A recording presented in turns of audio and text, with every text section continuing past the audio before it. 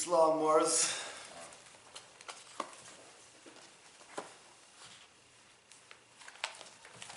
Yeah, that's right. 5 on the left, 2 on the right. Allah, the Father of the universe. Allah, the Father of the universe. Father of love. Father of love. Truth. Truth. Peace. Peace. Freedom. Freedom. And justice. And justice. Allah is my protector. Allah is my protector. My guide. My guide. And my salvation. And my salvation. By night. By night. And by day. And by day. Through His holy prophet. Through His holy prophet. Noble Juali. Noble Juali. Islam. Islam.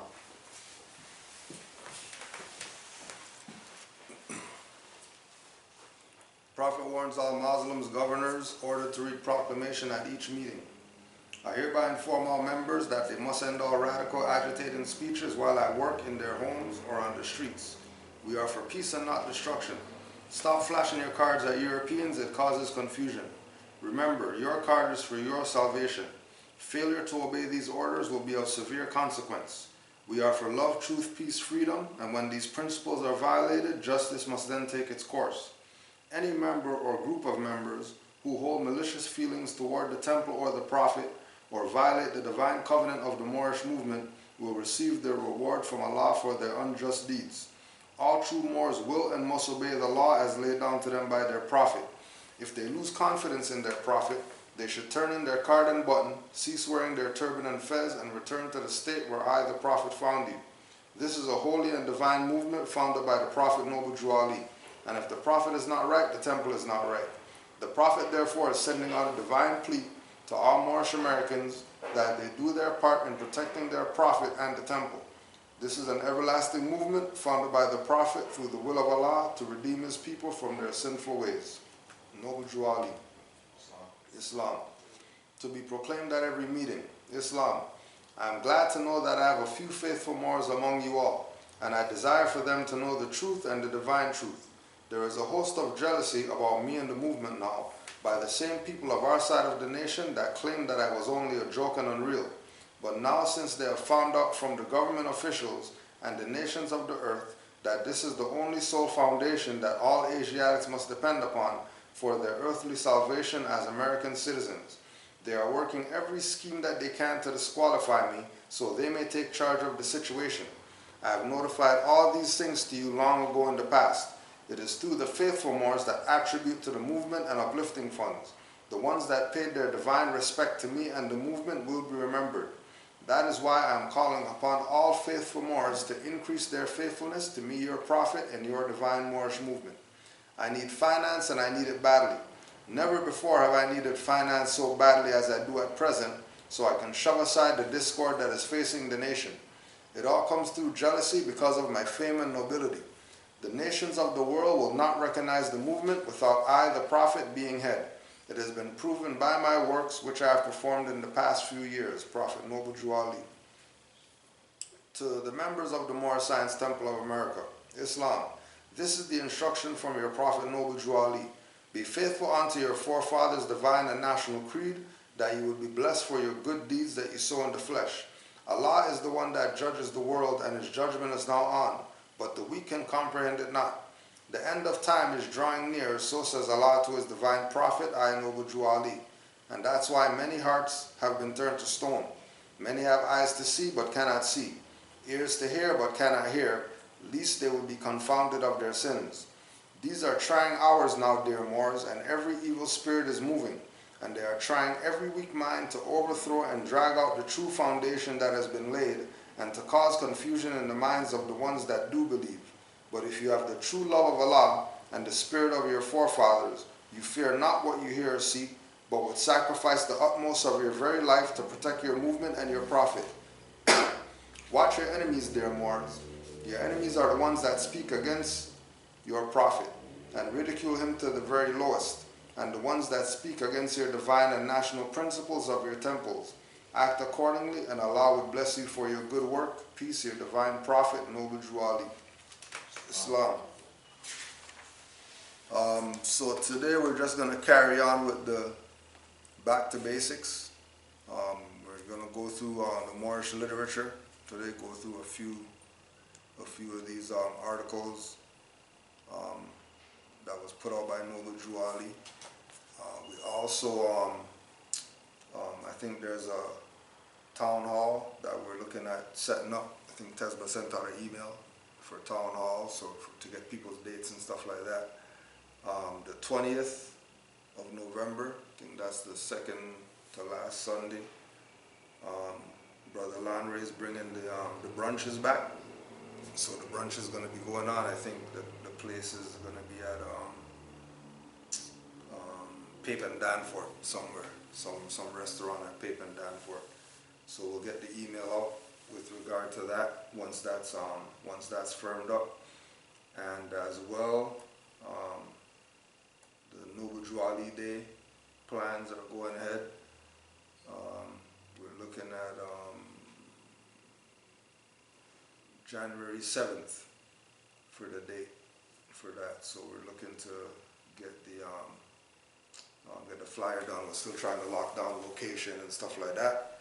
But it looks like Juali Day this year is going to be back in person. And then if it turns into something where there's nothing in person and then it's online, then we'll do online, and then we'll do attendance here for whoever could show up here. So before we get into the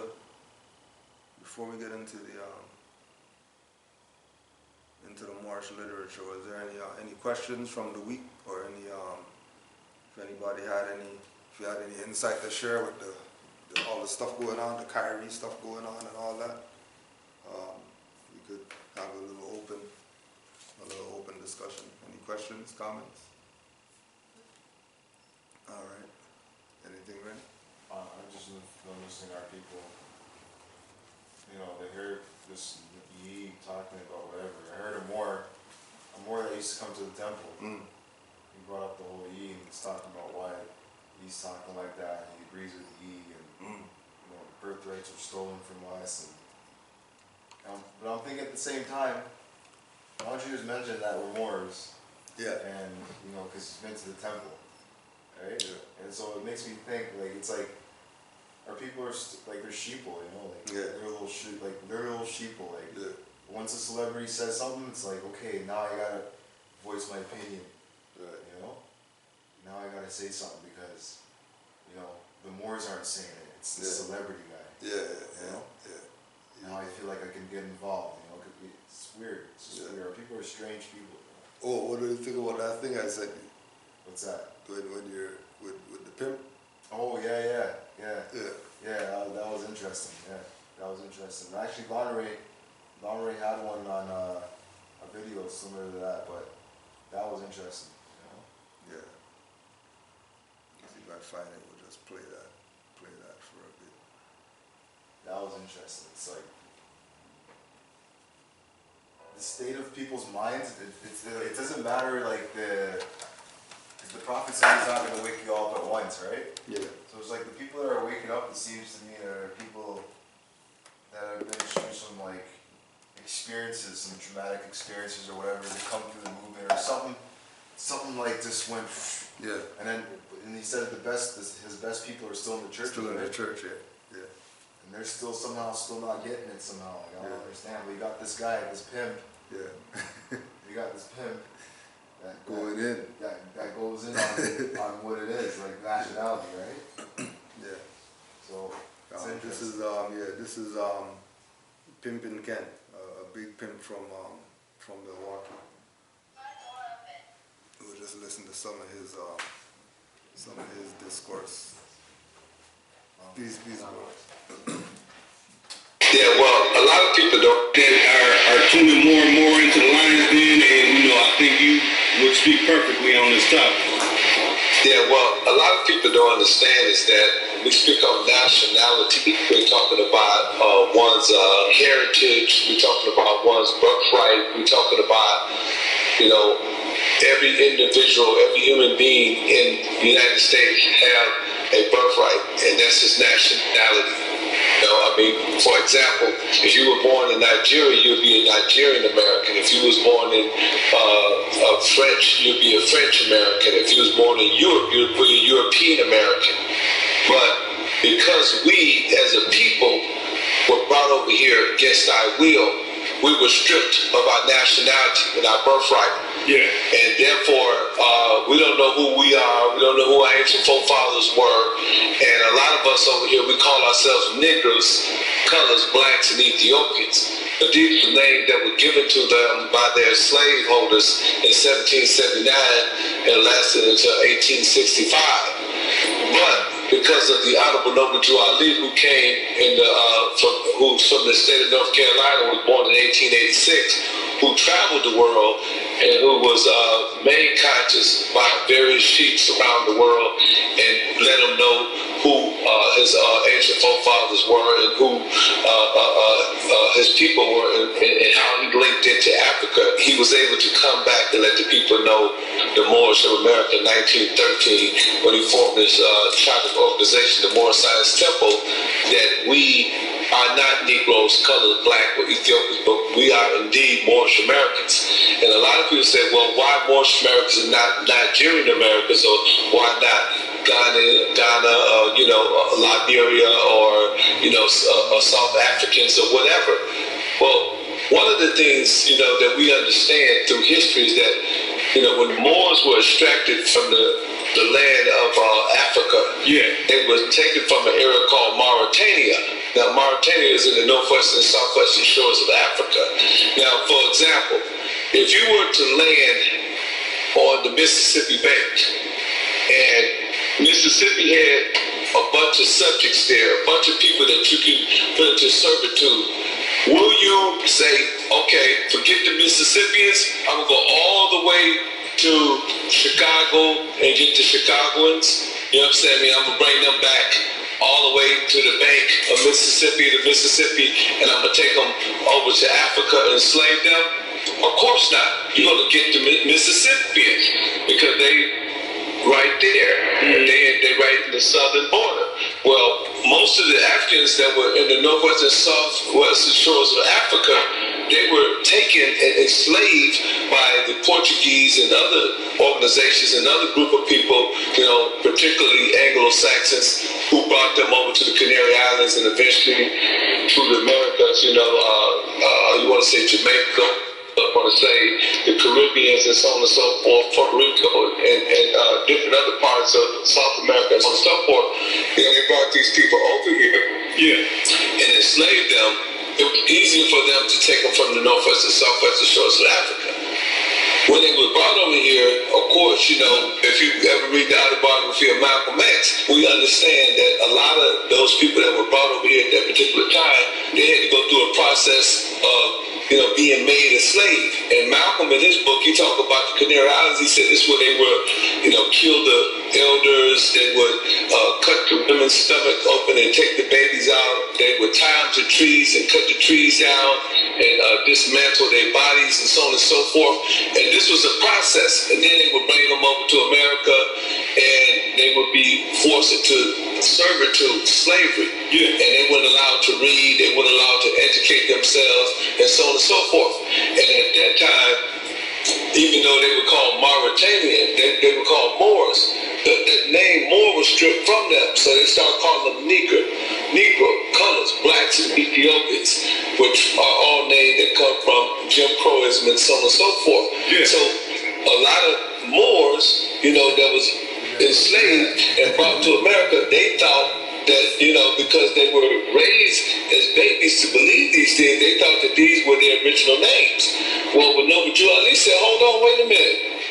He said, you are not Negroes, colors, black, and Ethiopian. He said that you are descendants of the ancient Moabites who inhabited the northwestern and southwestern shores of Africa, which at that time were called Mauritania. Now, if you look at Mauritania covered a big, significant portion of Africa. And all that stuff, that we hear today, Liberia, Nigeria, most of those names were given to those people by their colonial powers, through colonialism, because, Africa was colonized, and a lot of the Dutch and a lot of the English and so on and so forth, they divided Africa up and they started naming different areas. And because they named these areas, these people were separated, and certain tribes began to take on the names of their enslavers. Yeah. So, but before that, they were introduced to these different groups of people, the Portuguese and these Anglo-Saxons, they were called predominantly Mauritanian. Now, a lot of people, just a quick Moorish history, is the Moors, they the one that conquered Spain, they conquered the Turks, all of those beautiful mosques, all those beautiful buildings you see in Spain and all of that, but those edifices, they were constructed by Moors. Because at one time, Moors were conquered, they were conquering the whole world, but in 1492, Queen Isabella and King Ferdinand said, okay, we're going to go at the Moors. And that's when they conquered the Moors, and the Moors lost their stronghold. And, from that point on, the Moors had a down climb. Yeah. So now that the Moors are in America, many, many years later, a lot of the Europeans remember what the Moors did to them, because the Moors conquered a lot of nations, and the Moors were, a lot of things were inflicted on them. A lot of social engineering, name calling, stripped of their knowledge, their language, their religion, their culture, and everything, and turned inside out and outside in, and made into subjects and slaves in this country. They even in the Constitution called them 3/5 of a man. But no, but you at least said, hold on, wait a minute. He said that if you take a French poodle or a German shepherd or an Irish settler and told them to get out this country, where would they go? We know that the Irish settler would go to Ireland, the French poodle would go to France, and the German shepherd would go to Germany. But where will the so-called Negro, the color, the black, or the Ethiopian go? So when Noble Ali said, well, here's where you go. You go where your forefathers were from. You know what I'm saying? Your forefathers were Moors. Your forefathers were the ones who were doing all the conquering. They were the mathematicians. They were the scientists. They were the alchemists and the chemists and so on and so forth. He said, these are your ancient forefathers. You are, without a doubt, a contradiction what your forefathers were. So that's what Noble Ali said, and he went and got a legally chartered organization called the Moorish Science Temple America. And through that organization, he taught nationality. Now, before he even began to teach nationality, it was Marcus Garvey, who was his forerunner. Noble Ali and Marcus Garvey were cool. They were partners. So they both went to England and they studied in England. Even that's how he got the name Noble Ali, because the Queen of England knighted him as Noble because he was so intelligent. Yeah. So Marcus Garvey was his forerunner. So Marcus Garvey came before him and said, let's go back to Africa. But what Noble Ali said, okay, well, that's just one part of it. Here's the scientific part of it. He said the reason why you want to call yourself Moorish Americans, he said, because if you call yourself a Moorish American, then you link yourself up with a group of people. For example, a German will call himself a German American. So what does that mean for the German American? That means that if America violates a German America, then that German American can go to his consulate or to his embassy and say, okay, I've been violated as a human being. Yeah. I'm a human being. Mm-hmm. So as a human being, America can be brought up under, crimes against humanity. Yes. And that's what Malcolm X was saying. When Malcolm X said, we don't want civil rights, we want human rights. He was saying the same thing that Noble Ali was saying. However, Noble Ali was just saying it more according to the law. He said that the law says, that, if you're in America and, you're from a foreign country, that you have to be a hyphenated American. You have to obtain dual citizenship. So when you say dual citizenship, you're talking about Moorish American, meaning that I am an American, but I was born, I'm from the Moorish tribe. I'm from the Moorish people. I'm from the Moorish nation. And that's what nationality mean when the Moors talk about nationality. Like people say, well, ain't they Muslims, ain't they Muslim? You can be a Moorish American without being a Muslim. You know what I'm saying? You can still be a Christian. Matter of fact, if you read the Moorish Science Temple, the Circle 7, and the Circle 7 of the Moorish Science Temple America, which people could go to the internet and type it up on the Google, 18 chapters of the book talk about Jesus. Now, a lot of brothers say, well, this is from the Queen Gospel by Levi. It don't make a difference where it's from. The truth don't need no support. The truth is the truth no matter where you get it from. Whether you get it from the Moorish Science Temple or whether you get it from Levi. The truth don't change nor pass away. All Noble Drew Ali was trying to do was he was trying to tell these people in America, these so-called enslaved people that were enslaved, that didn't know where they came from, they didn't know their forefathers, they didn't know their mama, they didn't know their uncles, they didn't know what lineage they come, they didn't know their genealogy or nothing. All he was saying is, look, these lessons in this book, the Circle 7, these 18 years out of 18 years that were missing in your Holy Bible. He wasn't trying to disconnect people from the Bible. He said, we believe in all true and divine prophets, Jesus, Muhammad, Buddha, and Confucius. He was a universal brother. He was a brother that was his main interest was to try to get us out of this state of mind that we was, the state of mind of servitude. He was trying to take the chains off our brain. And put knowledge, wisdom, and understanding through love, truth, peace, freedom, and justice, which were his principles, to uplift us because we were fallen humanity. Mm-hmm. That's why he said we uplift fallen humanity. So that's what the Honorable Noble Drew Ali say when he talk about nationality. And every man should proclaim his nationality. If you from, you can't say you're from Africa continent. Say you're African American, that won't cut it. I'm African American. You can't be African American. You got to have a specific group of people that you can link yourself through genealogy. Yeah. So we say we Moorish Americans. Some people say they Nigerian Americans. Some people are South African Americans. Or what have you. So you just have to link up to a nation. That's why you got the United Nations. The United Nations protect you in this country. When you come to America, you must proclaim your nationality. If you don't proclaim your nationality in the Constitution, it's going to label you as 3/5 of a man. When they talk about so-called black folks, if you're a black man in America, you're only 3/5 of a man, according to the Constitution. The Constitution with Noble Drew Ali, he brought us the other 2/5, which was our nationality and our divine creed, as was given to us by our ancient forefathers. So like I said, the German Shepherd, if they said everybody was going to be deported, everybody had to leave, all you immigrants had to get the hell up out of here. We know the German Shepherd go to Germany, the French Poodle go to France, the Irish Setter would go to Ireland, the Chinese Poodle would go to China. Where would you go? That's all they mean when they say Moorish America. Where would you go if you was deported right now today? And don't say don't say you're Ethiopian, because Ethiopian, means something divided. You don't know who Kush is. You know who Kush is.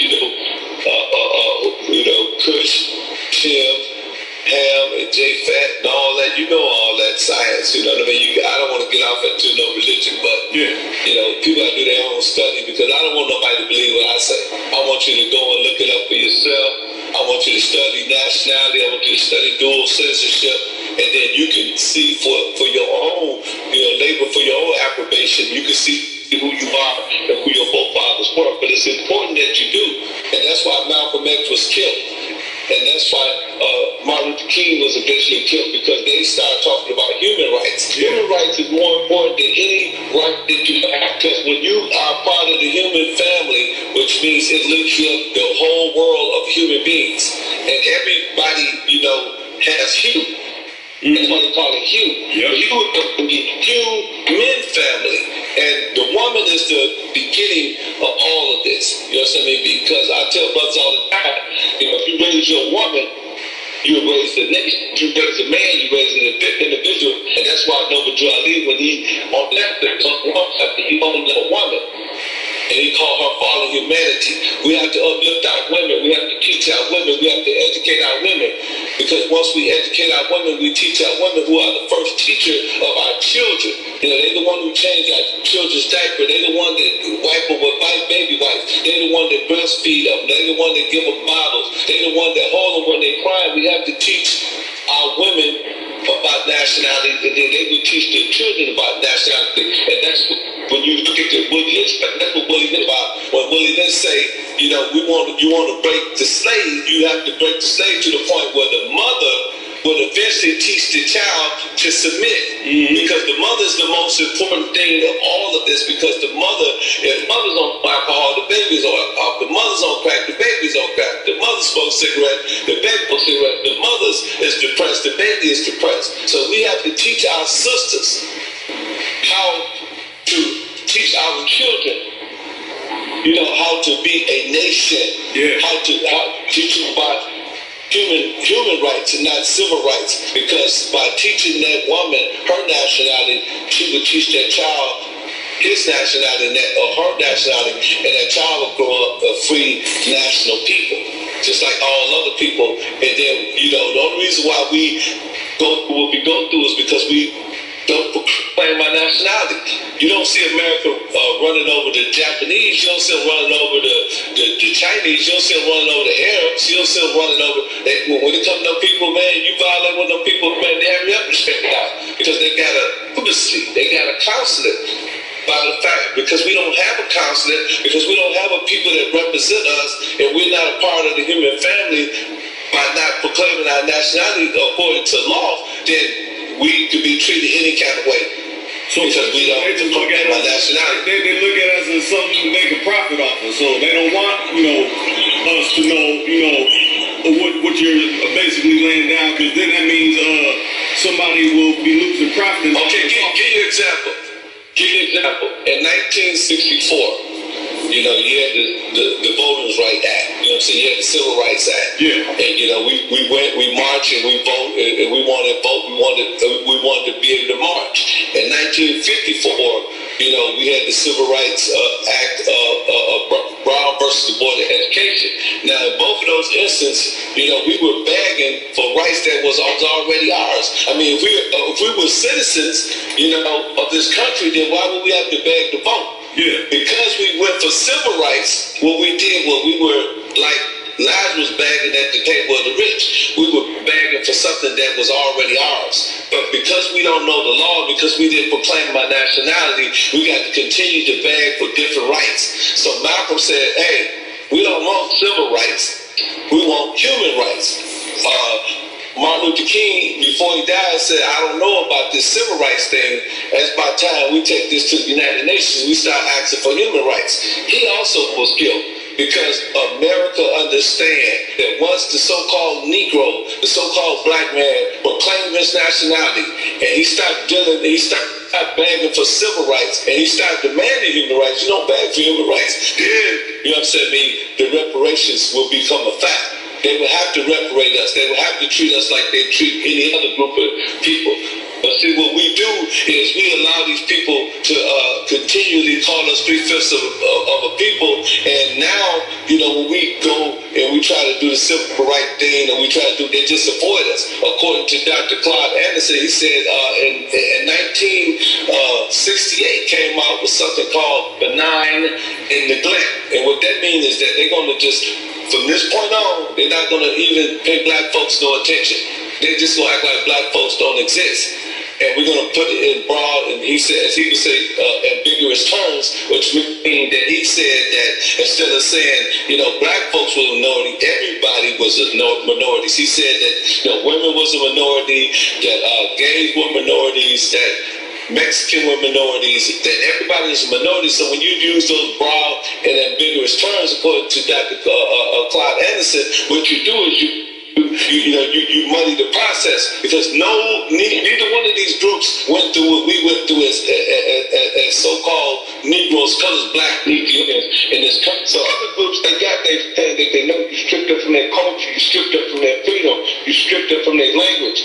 Now you have to reparate them through affirmative action and giving them certain benefits. In reality, when you look at it, they owe that to the so-called Negro, Black, and Colored, and Ethiopian in America, because nobody has been incarcerated or been enslaved for 250 years and made to work for free. Yeah. We're talking about, free labor. That's passion. Yeah, so that was a pimp by the name of Pimpin' Ken from Milwaukee.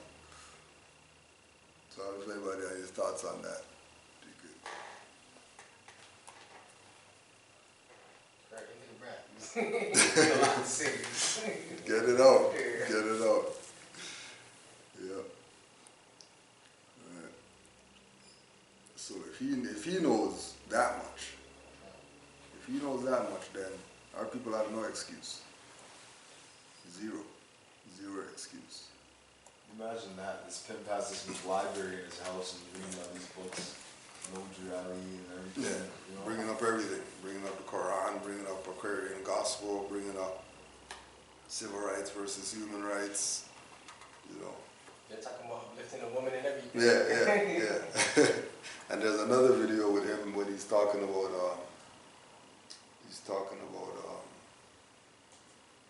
how he apologizes to the mothers because he didn't want, people to, it was a whole game being a pimp and getting pimp cups and all this, and, we gotta change because it's crazy. But, he's talking about, the Bible says, when you're a child, you think like a child. And when you grow up, you start doing adult stuff. And things got to change. Because what I've been telling y'all isn't, that's not where it's at. That's not where it's at. So if he could change, if he could see the light, then it should be evident. You know what I mean? Especially people who are, on that. It doesn't matter, do whatever, say whatever, be whatever. If pimp guy could turn around, then it's possible that people are gonna change, for sure.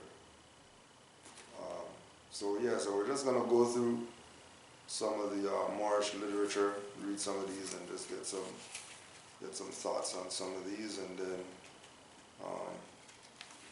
do our Quran reading and break that down. So this is the Prophet has spoken Friday, November 9th, 1928. All governors and grand sheikhs and head officials that guide anybody of Moors of any temple of the Moorish Science Temple of America. He or she must be of good moral standard and a heart of love, and their works must be of love, truth, peace, freedom, and justice. They are to imitate the Prophet in speech and teaching in any said temple. In any said temple. They must not, they must not be under the influence of any intoxicating liquors or any other harmful motive that will terminate to become detrimental to the organization. It must not be known that any leader is staying away from home or neglecting his duty at home, or must allow the public to know of their wrongdoings. They must forever live the life. They must forever live the life of love at home, and it must be known by all the members. They must not speak rash words, nor any profane language in the mildest form to any other individual, because a leader without influence of good works cannot be a leader. And to be a real Moorish leader, you must study the Quran and the divine constitution that is handed down unto you by I, the Prophet. No finance business is to be opened with any group of members of any temple, by the governor or grand sheikh or whatsoever in charge, without the consultation, peace and more, without the consultation of I, the Prophet. All uplifting funds, books are to be issued only through I, the Prophet, because that money is to finance the Moorish movement. The head of any temple can maintain an emergency fund which cannot exceed the amount from 25 cents to 50 cents per week per member.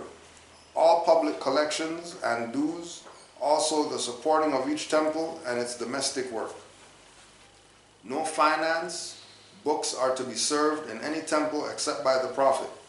The head of every temple must by law obey the word of the Prophet, and if any leader or head of any temple fails to obey these laws, embezzlement is his charge, and is subject to enforcement by the law of the grand body, and the penalty may be a fine or a removal from office or placed under a very heavy restriction of the law.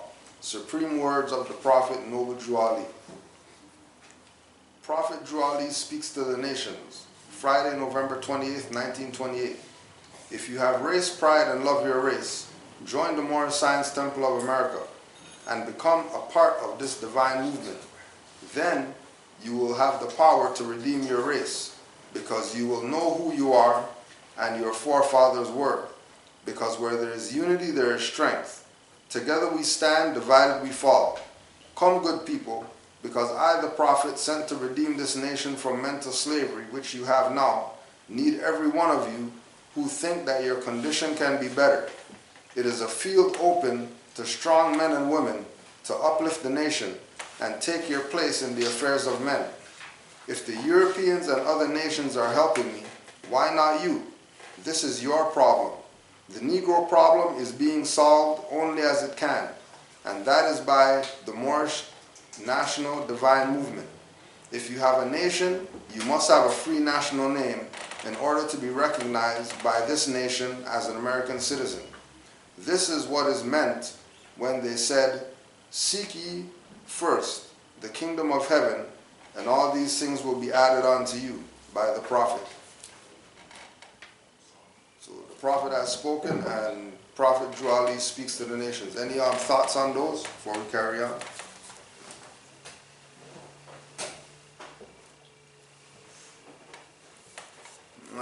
A warning from the Prophet for all governors and grand sheikhs and head officials of all temples. October 26, 1928. Renew your acts, amend your ways, because the great conference is on its way, and in it is where the law will be enforced before the great grand body. The continuance of the present officers in the temple will depend on your past good work. Those who have been delinquent may now know that they will not be tolerated any longer, because this great divine and national movement must move on according to law. These things shall be proclaimed. There is no favorite in any of the temples, for the law is laid down, and everyone who claims to be part of the work must be governed accordingly. All are one. There is but one temple in this nation, and there is but one prophet of the temples. I come to speak to all nations, bringing them a message of love, truth, peace, freedom, and justice. In the head of every temple, if anyone has violated these divine laws, it will mean his discontinuance. For no man is to be under the influence of intoxicating liquors, nor to seek to tear up the families while under the influence of evil motives. Nor must he speak anything that will prejudice the minds of the public against the divine movement. If any of the laws are violated, anybody, grand sheikh or sheiks, can file charges against the violation to the grand body over which the Prophet presides. This power is vested in 7 or more sheiks for the protection of your temple and the divine movement. The Prophet Noble Drew Ali, the founder of the Moorish Science Temple of America. So as we go through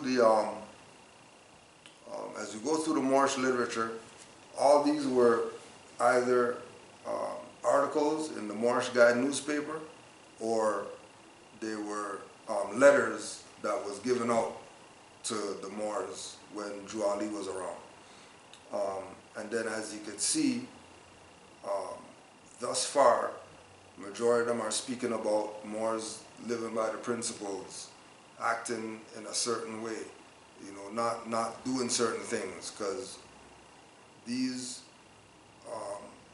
addresses being made were to call out individuals who were trying to take the position away from Noble Drew Ali.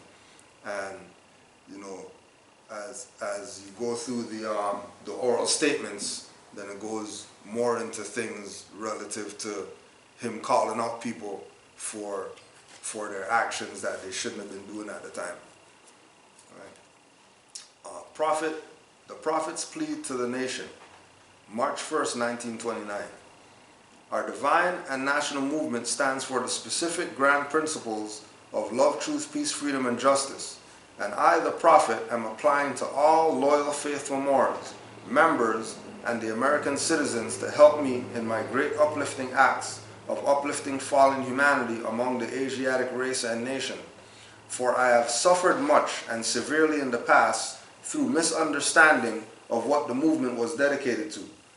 It is the great God Allah alone that guides the destiny of this divine and national movement. I know all true American citizens are identified by their national descent name to answer and apply to the free national constitution of this free national republic of the United States of America. That's why I am calling on all true national citizens to help me morally and financially in my great work I am doing to help this national government. For without a free national name, without a descent flag of your forefathers, there is no national divine title of the government in which we live. This is from your true and divine prophet unto all American and foreign sympathizers, Noble Drew Ali. So again, going back to Moors living by the principles, going back to him applying to all faithful, loyal Moors, members, and American citizens, because there were disloyal, unfaithful, and people who weren't part of the temple that were actually for the movement.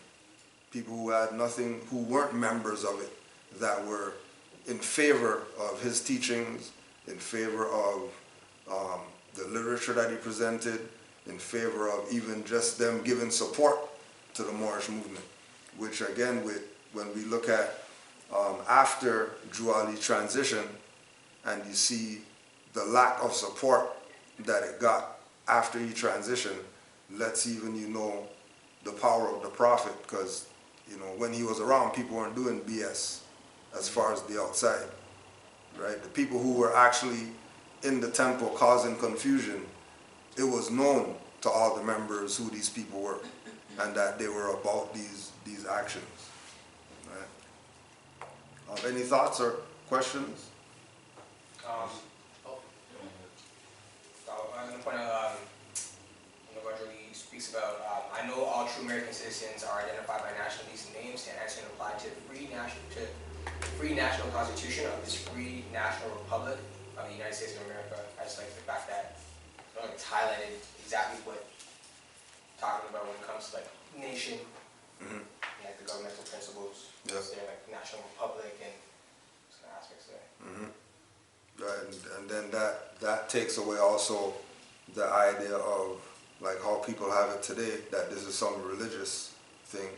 That puts it in context that this is about some type of constitutional law, not just some religious idea. You know, you had something ready? No, I was just saying how you mentioned foreign sympathizers too. Mm-hmm. Right? Yeah. Right, and then relating all of his statements to the oral statements, where you get the thing with, you know, not letting the foreign Muslims on your rostrum, and then, you know, the Europeans supporting Noble Drew Ali, you know, the idea of the foreign sympathizers even lets you know when we talk to people today and they talk about, you know, the plight of the black man and how come he's struggling and da-da-da. Once we show where we're at, that we're not in that realm, is where when the foreign sympathizer is supposed to be stepping in and whatever it is, funding, just like with college or whatever, you know, stepping in and saying, okay, you know what, we want to assist, we want to help, we want to see the end of whatever's going on to your people, because whatever goes on to your people eventually is going to happen to us, right? And everybody knows that's how it goes. It's going to happen to the Asiatics first, and then if they don't sort the stuff out, then the issue's rolling downhill on whoever else is next in the way. I went to a store, a restaurant, grabbed a little falafel platter. It's called Ranouche, right? Go in there and one of the guy goes, where'd you get your tarbouche? Asking where I got my tarbouche. He said, no, from my family, my Moorish family. So Yeah. that's all I could say to him. Like, I got it from my Moorish family. He's like, wow, it's crazy. I'm like, we're all supposed to be wearing tarbouche too, And then he laughs and goes, and he says, I forget what he says, but like, he couldn't believe I said that. Yeah, like, we're all yeah. supposed to be, Yeah. like that. But then the guy goes, the owner of the place goes, in spite of everything that's going on, like, everything is better than what's going on right now. Like, going back to our ancient, because I'm telling you, we're going back to our ancient principles and stuff. Yeah. He's like, anything is better than what's going on right now. Yeah. That's all you can say. Yeah. It's true, like, it's straight on. Anything is better. Yeah. Even with the Lyft driver up here, he was Muslim from India, and he was talking about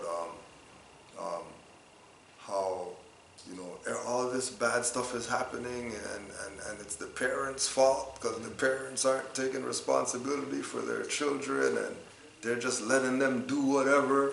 And then my son, he was talking about one of my daughters, she had arranged marriage, and everything's good with her. She didn't give me no problem. But the other ones, they don't have arranged marriage, and all they do is call me with problems. Because the arranged marriage is just not just like, we're gonna arrange this. They know, like, it's calculations, right? Like, astrology is involved, and Mm-hmm. outside of the astrology is chaos. It's not Straight up. General laws as said by the Prophet, November 9th, 1928. Every temple and head is to function by words, deeds, and actions, imitating the Prophet, especially when teaching a group of Moors, any group of Moors. These are the general laws. The supreme laws will be handed to you tomorrow night. The Supreme Council will be chosen tomorrow, consisting of 7 men, tried and true, accepted by you according to their words, works, and deeds. The head of all temples are to give an account once a month of all finance to the grand body, and the grand sheikh, grand sheikhess, governor, and grand governor of any sent temple are to work hand in hand and intercede that the Prophet is the law.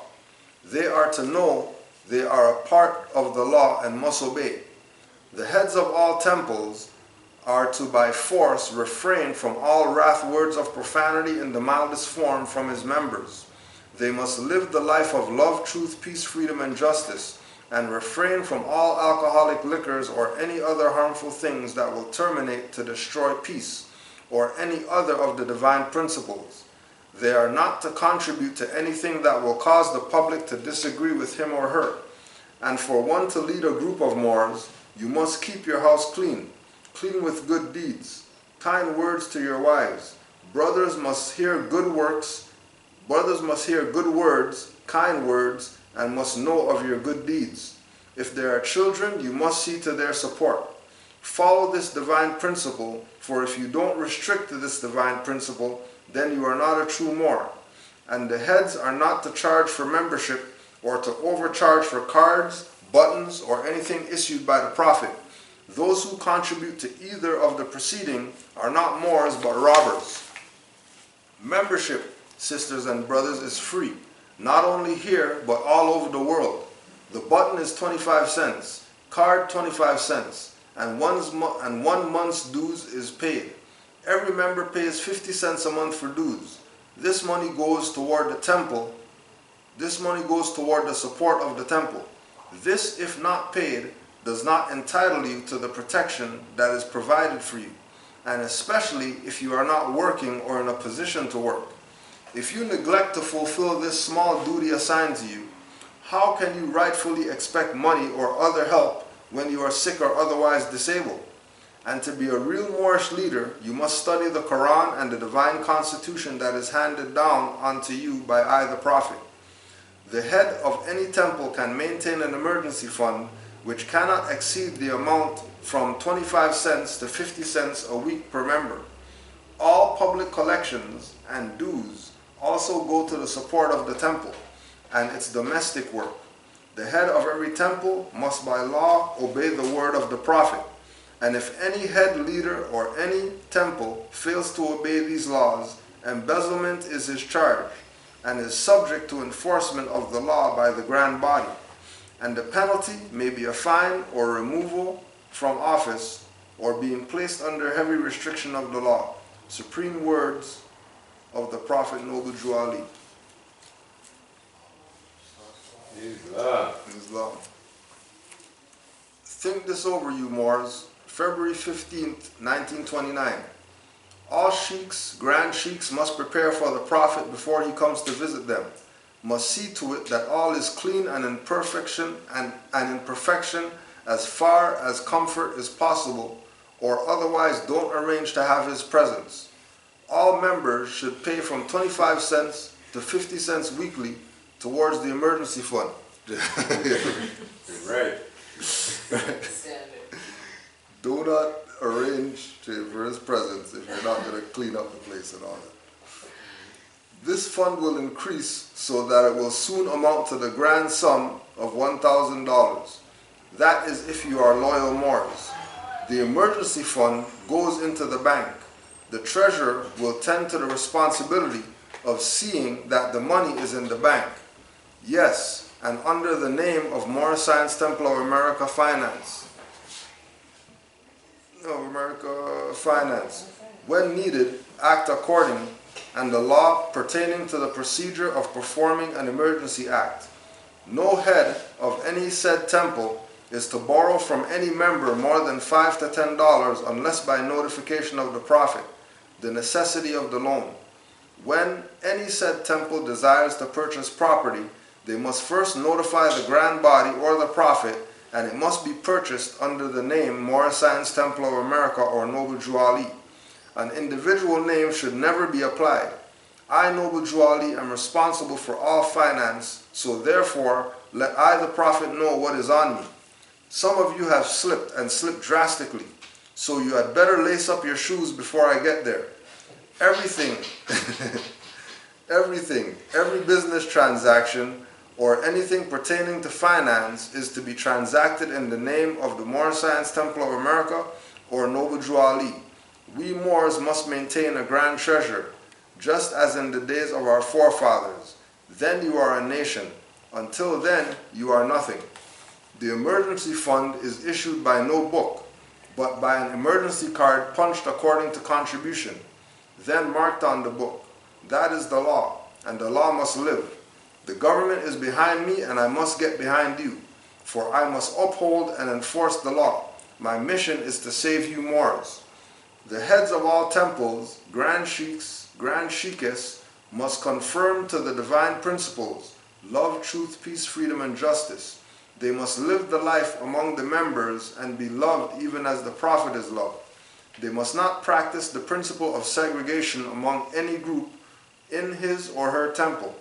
Let it be he or she that is head of any temple of the Moorish Science Temple of America, that if there should come any grievance that cannot be settled by the head, notify the Prophet at once. No member is to attend the attic chamber that has not lived a moral and clean life, and has not paid his or her dues or assessments, providing that he or she is working or able, cannot consider himself a Moor. But traders must be excluded from the books, after having a fair trial by the head of their temple. and that must be sent unto the grand body, and all members that are able to subscribe toward the uplifting fund, because it takes finance to uplift the nation.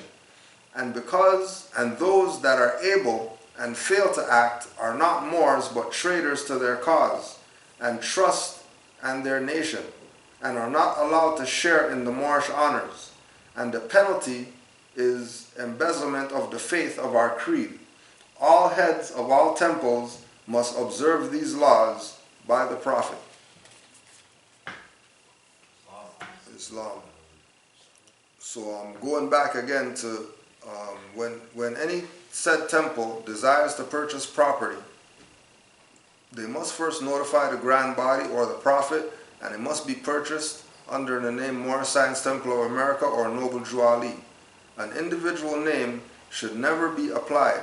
I, Noble Drew Ali, am responsible for all finance, so therefore let I, the Prophet, know what is on me.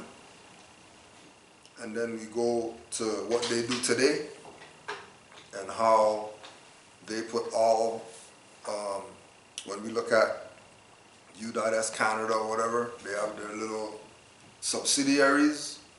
When they contact you, they always contact you through these names. They never put their name on it. They always use the name of the quote-unquote government or whatever like that, because everything's dealing with trust.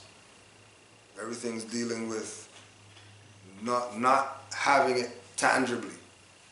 Set it up and have the individuals who are part of it be beneficiaries so that they can benefit from it later on.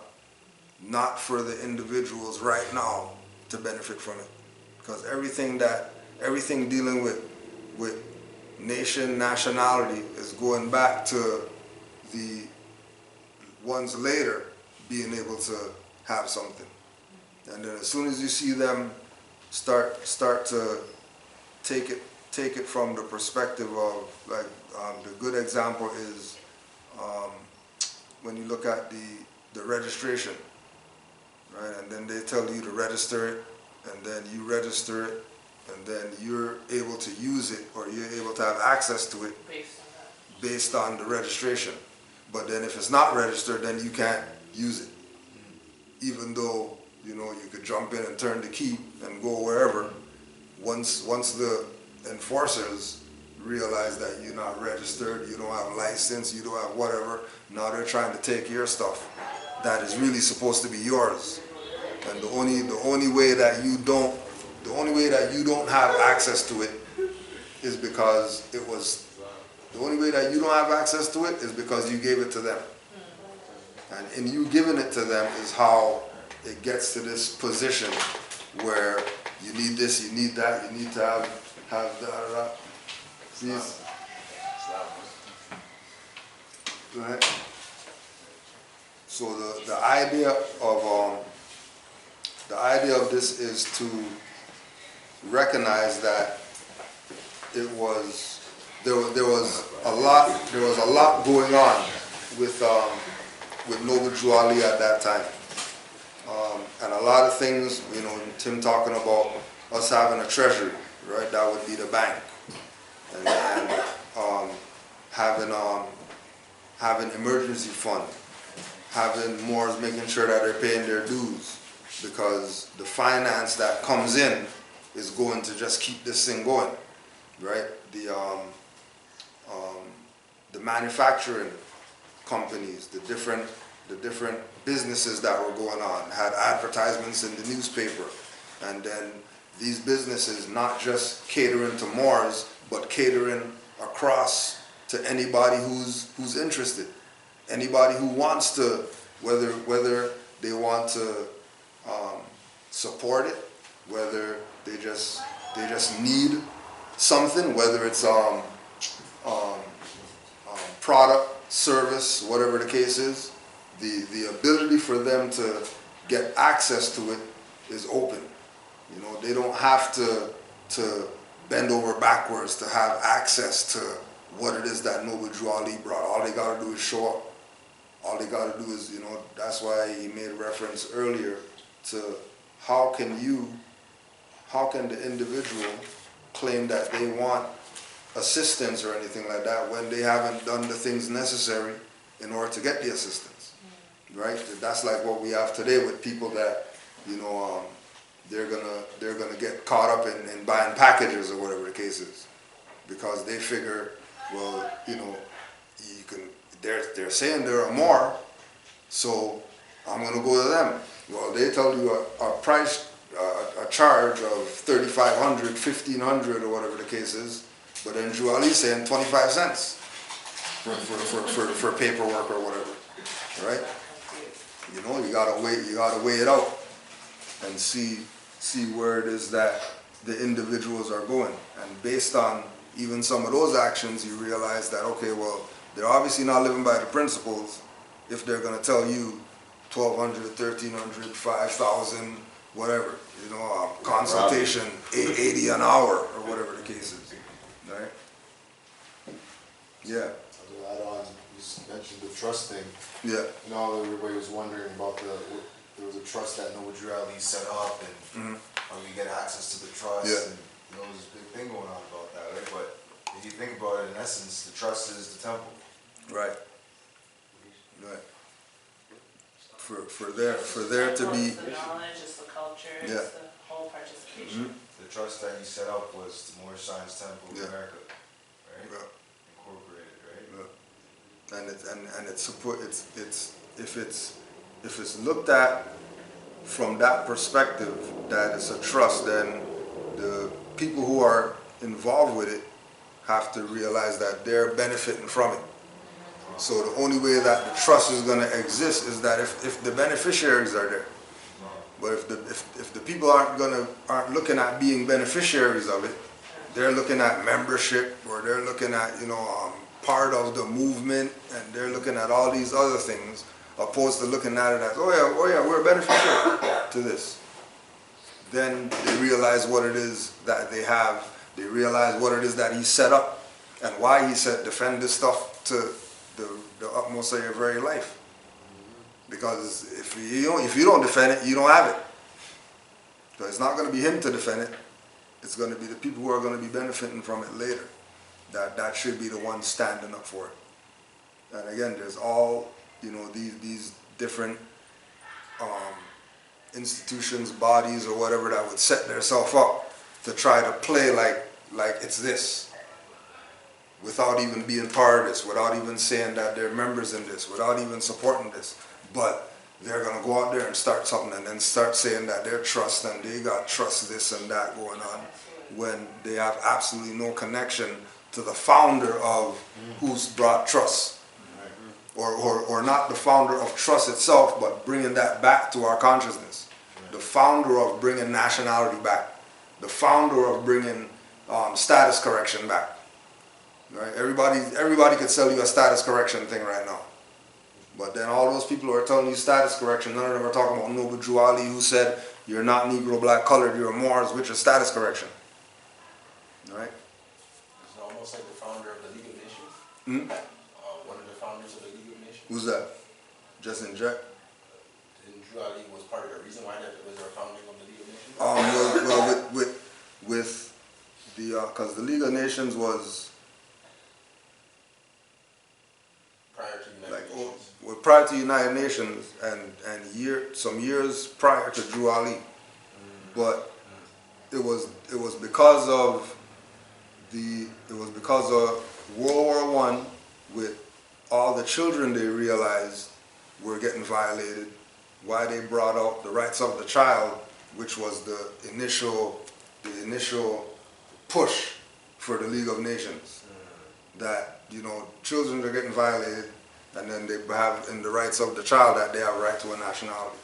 And then Drew Ali coming behind that with opening up this thing about, well, we're not Negro, black, color, and then later on, from League of Nations to United Nations, them saying rights of indigenous people and rights of human rights, and making the same argument that Drew Ali was making, that if you don't have a nationality, certain things don't apply to you, right? And then going back to the audio earlier with El Haj, with Malcolm switching up and saying forget civil rights, go to human rights.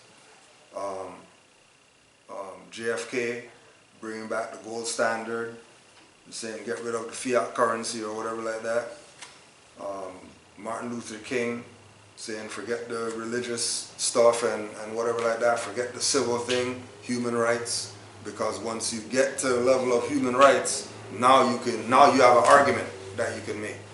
The issue that we have is that there's been such a neglect by our people standing on those principles of national protocol that when more start saying national, now they're looking at us like we're crazy and we need, insane asylum or whatever the case is. The concept is unfamiliar. Yeah, right. It should be. Yeah, but I mean it's only unfamiliar with their venues.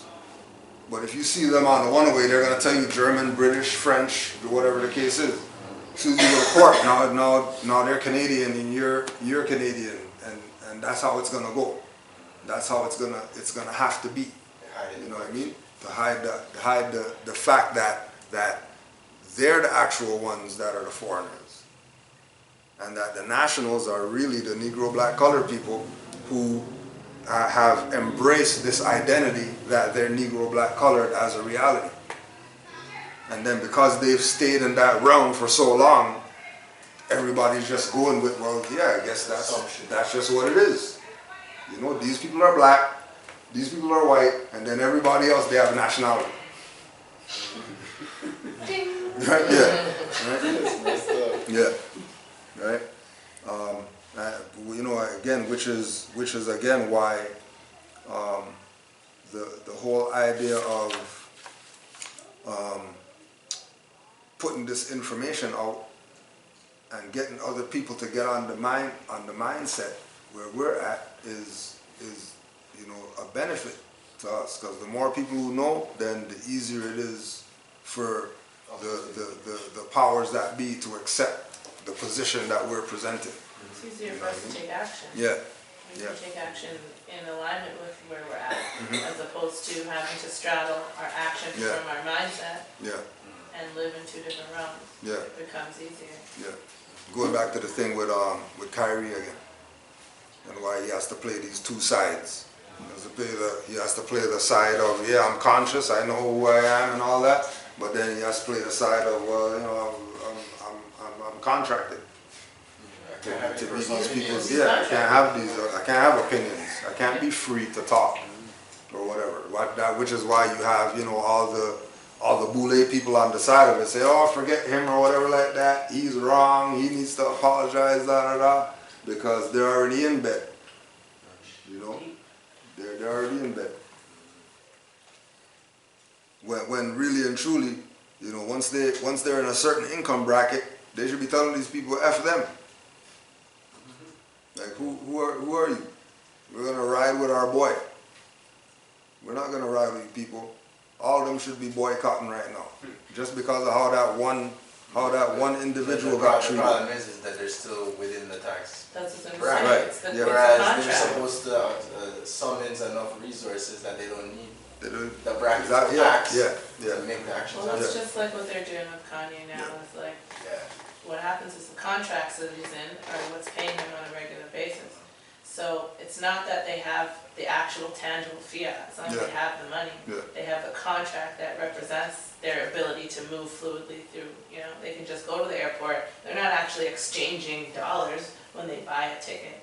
It's all contracts, So as soon as you now step into this real realm and outside of their contractual realm, that's when you get in trouble. And they say, okay, well, all your contracts are done then. No more Yeah, I contracts for think you. I heard that someone told them to take his $100 million off their bank or something like that. Yeah, So he can't even bank. JP Morgan or somebody. Yeah. it's ridiculous. So that even shows you, like, the money or the fiat, it's completely irrelevant. It's all contracts. Yeah. Representation. Incognizant contract. Yeah. Yeah. That they should know. Or unlawful. Yeah, like that they should know automatically. It's, if we go to any credit card people and they're talking about 21% interest, automatically you should be like, hold on a second, why is interest 21%? percent. Look at that. Obviously, you guys are gonna be getting more back by the time I finish paying this thing off or whatever. Yeah. You know what I mean? You know, if I'm getting, if I'm saying, get the car off the lot, and then it depreciates once it leaves the lot, then why is the insurance high? Why is the taxes high? Why is everything high on this thing? If it's losing, how are you gaining and the thing's losing? So should Yeah. insurance be decreasing? Yeah, Equivalent. yeah, Exactly. yeah. You know, but all these things are things that have been set up to be like this because they know that they're dealing with people who don't read, people who don't have any logic, people Down to who the they're just level of gonna the sign. minions that do the work Yeah, for them. yeah, yeah, I think that they're just doing their job when they're violating. yeah. You know, I never forget the time when I went to a CIBC and reserved my rights before I signed the thing, and the cashier pulled me on the side. Like, yo, you do that? You do that too? Like, yeah, what you know about that? She's like, yo, I know about that. I was like, all right. So no issues then. She's like, no issues. I already know what you're doing. I'm like, okay. I think maybe we should start adjusting or adding or fixing, for these agents, the title or the name or whatever, minion. Yeah, We need to really remember and realize that they're minions of the monarchy. yeah, Yeah, yeah. they're not government. They have a When it comes to position. indigenous people, they're not government, they're just minions. Straight. Yep. Usually I call them muggles. Muggle?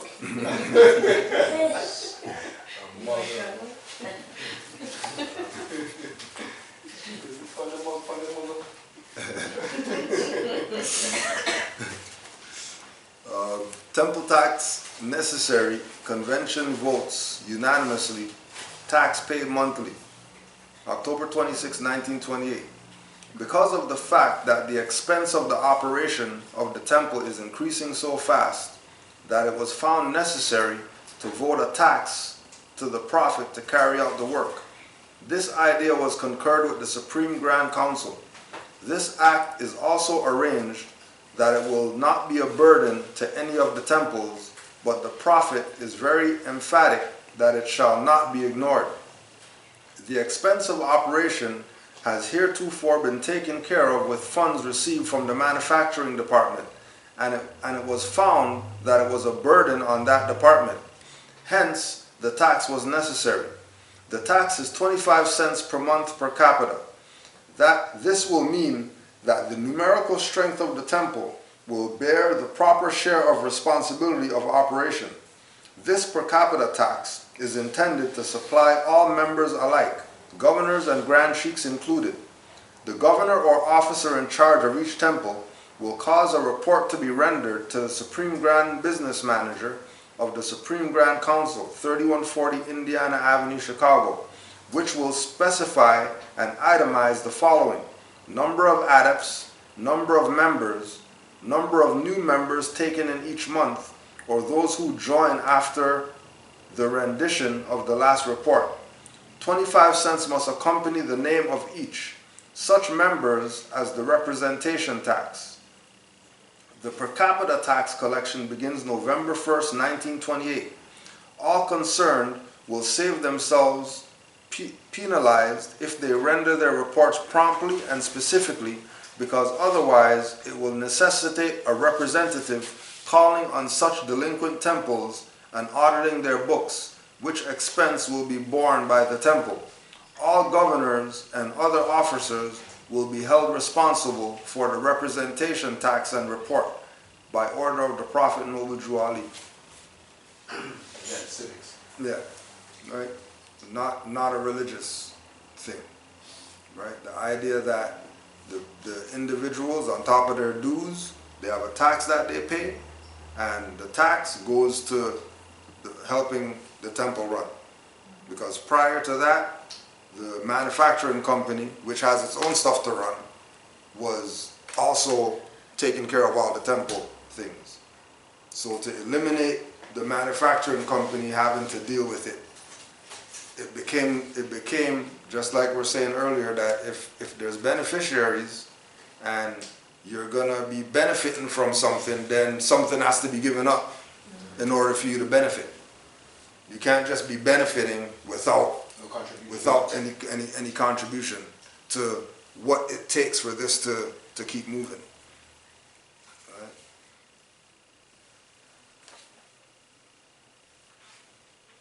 And then think about this too, that if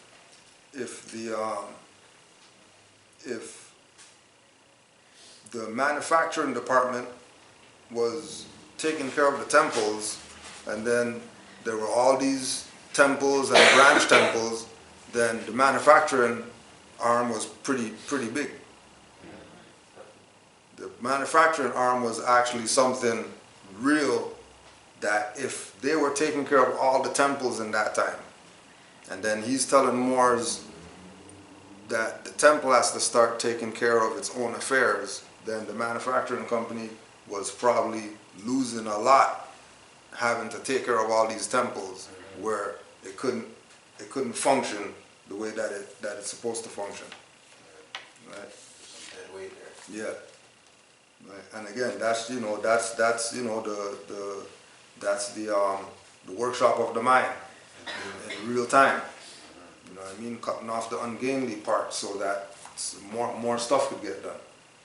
You know.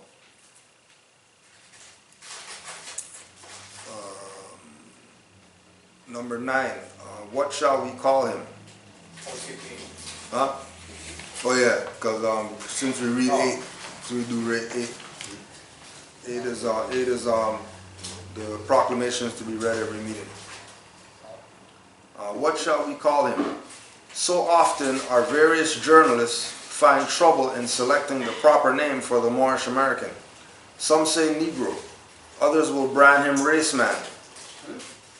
Still, another will call him Afro-American, and then some colored, dark American, coon, shine, the brethren, and your folks.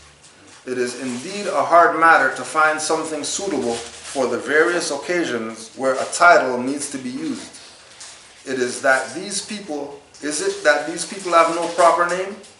Did they have a national name when first brought to these shores in the early part of the 17th century? If so, what was it? Did not the land from which they were forced have a name? It now appears a good idea for those whose duty it is to write for the various journals to find out what the national name of the forefathers of these people was. Also, look into the history of the founders of civilization and see who they were and where they stood in the building of the present civilization.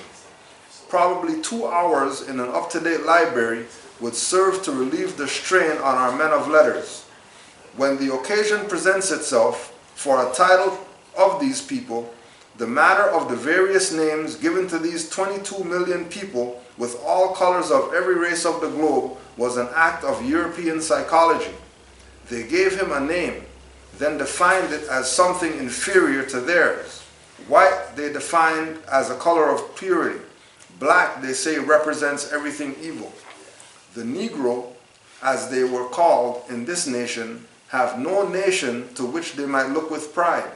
Their history starts with the close of the Civil War, or more properly, with his being forced to serve someone else. Thus, he is separated from the illustrious history of his forefathers, who were the founders of the first civilizations of the old world. This matter should be looked into with the hope of correcting it.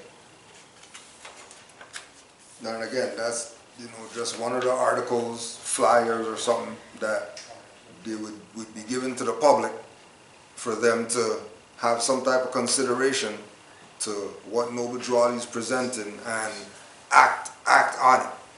So if we look at the What Shall We Call Him article as somebody who doesn't have the knowledge, and then you read through this and you know all these names they tried on you: Negro, raceman, Afro-American, coon, shine, dark American, door folks, colored people, whatever. And he's presenting these these questions, the questions are for you to go find the answer. Right? Unlike the 101 questionnaire where he gave you the question and the answer, these questions are supposed to inspire the reader to go research more. Didn't these people have a name when they were first brought to these shores? So that's when the question begins. Yeah. Because it's cautionary. He's not saying that to say that people were brought here to the shores. Right. He's saying to say if, then who? Yeah. If they were brought here, then what was their name prior to being brought here? Right? What was the land from which they came from? Right? Because none of these things are ever addressed with our people. They just go with the slave narrative. But they never address the issue of, well, okay, well, if you were, where were you brought from? Where we were brought from? West Africa. Well, that's not a nation. Like, what do you mean you were brought from West Africa? What does that mean? So where you not go back then? Yeah. Everywhere but there. Right? Everything. And on top of that, you brought up all these other names, and everybody identifies those as all the same people. But then it's like, nowadays you tell people like, yeah, but we're Moors. It's like, nah, we're not Moors. It's just like, but all those other How names. are you? All those other names. All yeah. the other names, Yeah. no problem. No problem. We're the Yeah. same people. They just embrace those. When it comes to Moors, nah. Jump ship. Yeah. That's the spell though, right? That's the spell. The spell is a spell casted on the mind, and it's social conditioning so that the people are only allowed to use certain words, therefore they can only have certain thoughts. Yeah. The word is the thought. So Yeah. once you remove the word, the thought is gone. That's gone. You introduce the word, and they go look it up on their own, and then their reference point is something that's not directly associated, like Muslim instead of Muslim. Yep. Then they go off on a thing. Right. Cultures in the language. Yes, Cultures in the language. Right. Yeah. I'm gonna say peace, everybody. I'm leaving. Peace. Islam. Yeah, like. Anytime. Right, so it goes back to the matter of the various names given to these 22 million people with all colors of every race of the globe was an act of European psychology. So the fact that we have all these names didn't even come from us. It's not even us that has all these names. When you go talk to the Nigerian, there's one name. Talk to the Ghanaian, one name. Talk to the Japanese, one name. You talk to the Hindus, one name. You talk to the Australians, one name. You talk to anybody out there, it's one name. You get to our people in North America and the islands, 50 different names, 50 different flags, 50 different coat of arms, but all of them have the same language, maybe just a little dialect difference or whatever like that. All of them look the same. All of them carry themselves the same way. But all these people have all these different names while everybody else has one free national name that they're using. National standards. Yeah.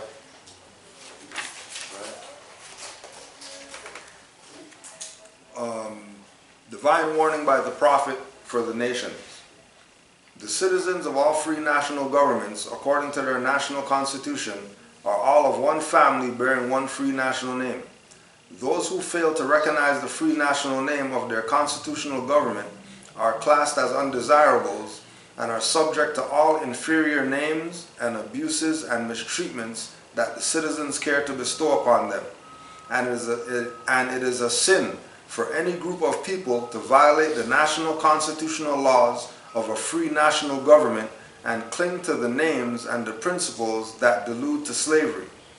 I, the prophet, was prepared by the great God Allah to warn my people to repent from their sinful ways and go back to the state of mind of their forefathers' divine and national principles, that they will be law-abiders and receive their divine rights as citizens according to the free national constitution that was prepared for all free national beings.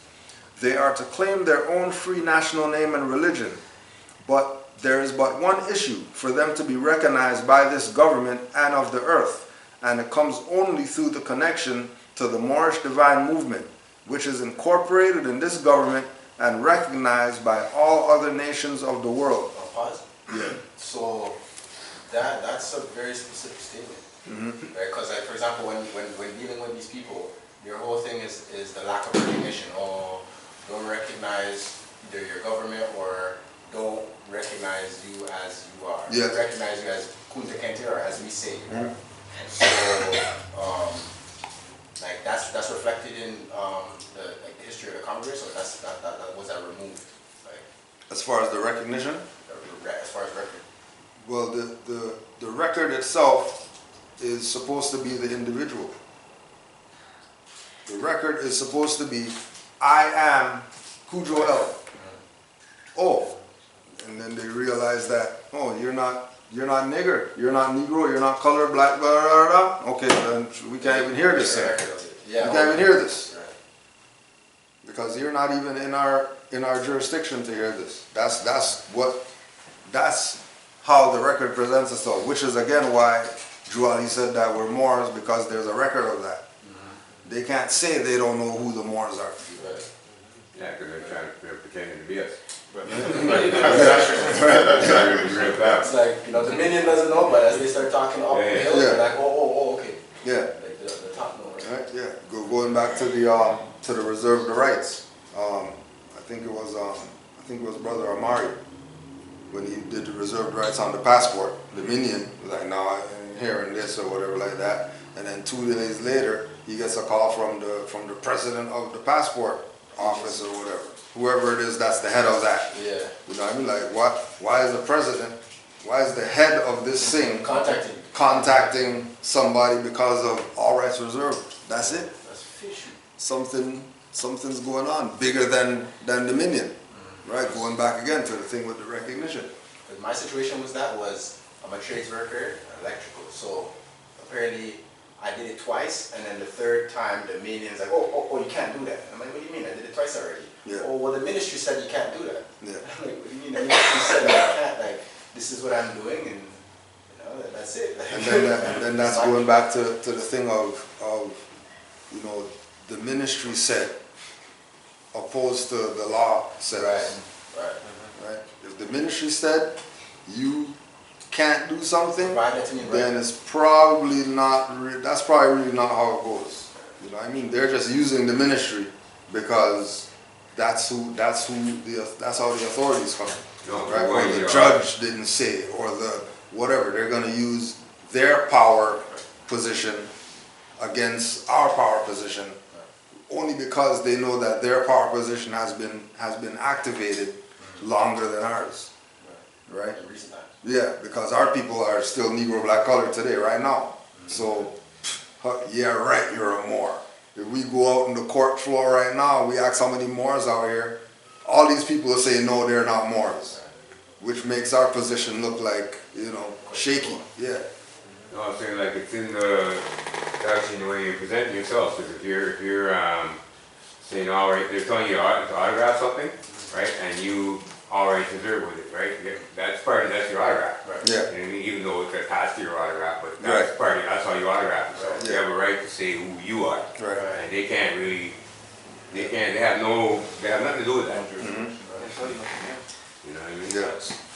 Like, it's all about, like, because I studied that, there was a study on my own again, and I realized that, you know, according to the logics, according to everything, there cannot be any Canadian nationals. They'll use it socially so that people will assume that idea or identity, but there is only a position for a subject citizen.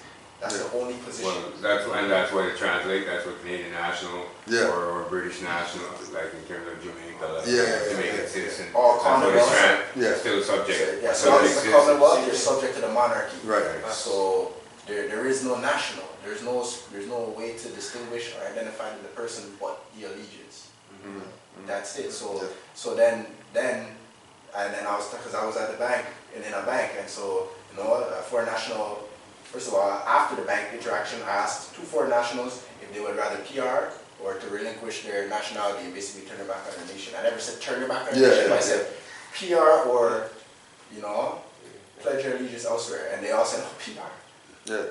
Like, PR, you know what I mean? Because they told me, oh, you know, India, you can't, they don't allow dual citizenship. Yeah. That's They why don't they allow made another healthcare or constitution, some right? shit. Yeah. So Yeah. Because I guess, I don't know, if people were already on the specific term Indian or whatever it was, nonetheless, they had a constitution, so that supposed to separate themselves from the Yeah. British colony Yeah. to have that independence, so. But again, it's like they're all the factor, right? Yeah. It doesn't matter, like that's, they're always gonna be on that side of that side of the fence. So people Especially if wanna- they're not, yeah, especially if they're not home. Yeah. I mean, if you're in India and you ask them national or PR, they're going national. Here, they're gonna say PR because they're gonna get their permanent resident benefits or whatever the case is. They wanna eat. They're gonna they get their wanna- little things While at the same here. time remaining a national Yeah. entity. Of course, Yeah. they're always gonna be that, 'cause Right. that's the real national, like I was bringing back to, like when the Japanese had the, when they got returned here, right? Didn't matter if they were born here, didn't matter if they had Japanese citizenship, I mean Canadian citizenship, when you were of Japanese origin, you're getting violated. Yeah. And that, so it's the same Yeah. gathering. Yeah. So what ended up happening to me was, to make it quick and sweet, it's like the one who was managing the situation, she didn't know what she was saying, but she basically then said, if you don't have a valid instrument from another third party, then you can't maintain your account in such a manner. Right. And I'm like, hold on, but there's nothing in the contract when I got with TD to say that a third party That's the case, membership was necessary. Yeah. In fact, I had the account before I was even eligible for this third party membership. Yeah. So I need you to go and show me where in your policy now it dictates that I cannot access or maintain my account this way if I don't provide a third party document. Right. That's not lawful ID, but maybe legal. Yeah. So then she went off. I knew she wouldn't find that. And the other national was just like, basically, it won't work because I'll have to, you never said error, but you have to put in something that to him would be false, which was an expiry date on the Yeah. card. Yeah. Whereas the card has a sticker by the same, whoever provides the card put their own sticker saying that valid for photo. Yeah. So if it's valid for photo, the whole reason why you're asking me for the card is for security. If you feel secure that this and this match or whatever, Yeah. then, and so she's like, okay, well, there's an expiry part, and so I have to type in the expiry date. And if the expiry date is not up to date, then I can't Then I can't. proceed with Yeah. any transactions. Yeah. And I'm like, yo, that's like a loophole Yeah. genocide Yeah. right there. Right. It's funny you say that because it's mostly the one. It's usually like I know, like for instance, like when I send money through Money Mart or Western Union, Yeah. they don't ask you for an expiration date. There's an identity period. No, yeah, like they need ID, but they want you to identify what the issuance date was. No, there's no expiration date required for Yeah. ID. Like Yeah. in reality, so the Western Union is actually telling us in reality, there's no expiration date needed because your ID shouldn't. Your identity doesn't Yeah. expire. Who you are Exactly, doesn't expire. exactly. 100%. Yeah, but then that's a loophole thing too, because there's some Western Unions where they're not accepting anything other than passport, license, Most of them. and certain Money IDs. Oh yeah. Yeah. Oh, yeah, Money Mart, you Yeah. got it if you don't have the corporate stuff, Yeah. you're not dating. Oh The yeah. corporate stuff, you're not sending anything, yeah. Even to receive it, Yeah. you need the corporate stuff. I use it. Yeah, I know, that's what I'm saying. Oh, that you're it's- good. There's the old ones. The old ones exist. None of them are mine, but Yeah. there are old documents that Yeah. are not new and are not going to be updated. So Yeah, I just whenever, and that's whatever it is, and so I try to say like, you know what? This is a card that is licensed for the use of plates. This is not a license of identity. yeah, Like you can't tell me that my identity expires. You say, Yeah. oh, you know your identity. I'm like, then it is not expired. Yeah, it's ridiculous on the face of it, you know? Yeah. Right. But that's what they use, and people, like you said, accept. yeah, Accept people it, accept even though it, even accept though it. it's false. So I just explained to them, I'm saying, you know what, like, I'm not getting upset with you as an individual. I know that there's a lack of, education or, you know what I mean? And so this is a teaching moment. So I'll wait till you say, you cut me off, I'll wait, I'll breathe, and then I'll explain it again. Because this situation is causing me injury. Yeah. It's Yeah. injurious, and I'm not doing anything wrong. I have to maintain an account, so Yeah. it was definitely something that I noted. I feel like when it comes to those things, like it's like I feel like it's a form of them definitely looking death in the face, because I feel like they know, like, you knowing this information, Yeah, it's like you know that this is Shut a them bond down. system. You know that like that's what the whole signature is. You know, it's a bond thing. You know what I mean? Where it's like like I had to go through something similar where there's this lady like okay, long story short, she tried to tell me I needed a note from a lawyer to say that I can change my signature. Yeah. That's what she ended up telling me. Yeah. So I'm you over need here. permission from somebody else to do something that has to do with you. That's Alone.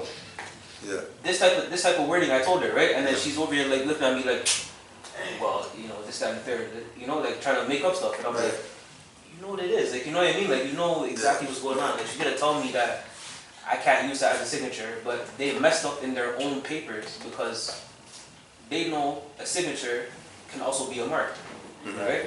And Because signature for can them also already, be a it mark. looks like nothing. It's like nothing, right? And I told her the whole scribble thing and all that stuff, right? Yeah. So I'm like, alright, so when I did the RS reserve, I'm like, yo, RS reserve is my mark. You can't Yeah. tell me what my mark is. Yeah.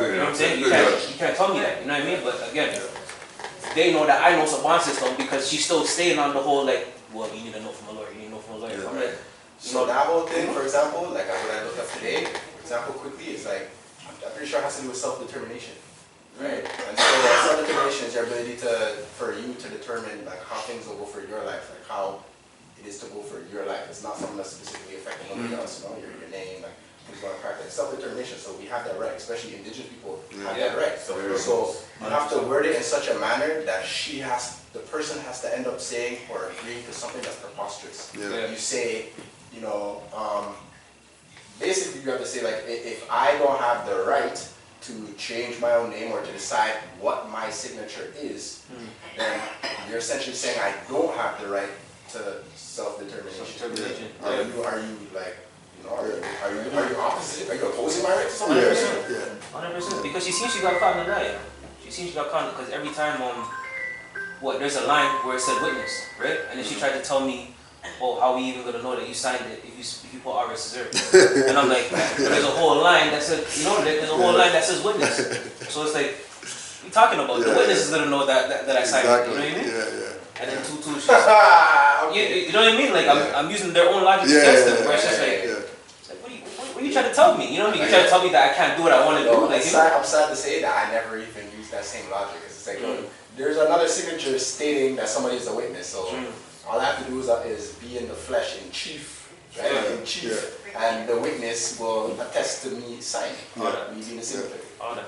They messed up because they didn't know I had an Aquarius mind. You know, you have an Aquarius mind. It's like, you pay attention to like them little details. Like, come on. Yeah. This is witness right here. What are you talking about? How would you guys know? Easy. What are you talking about?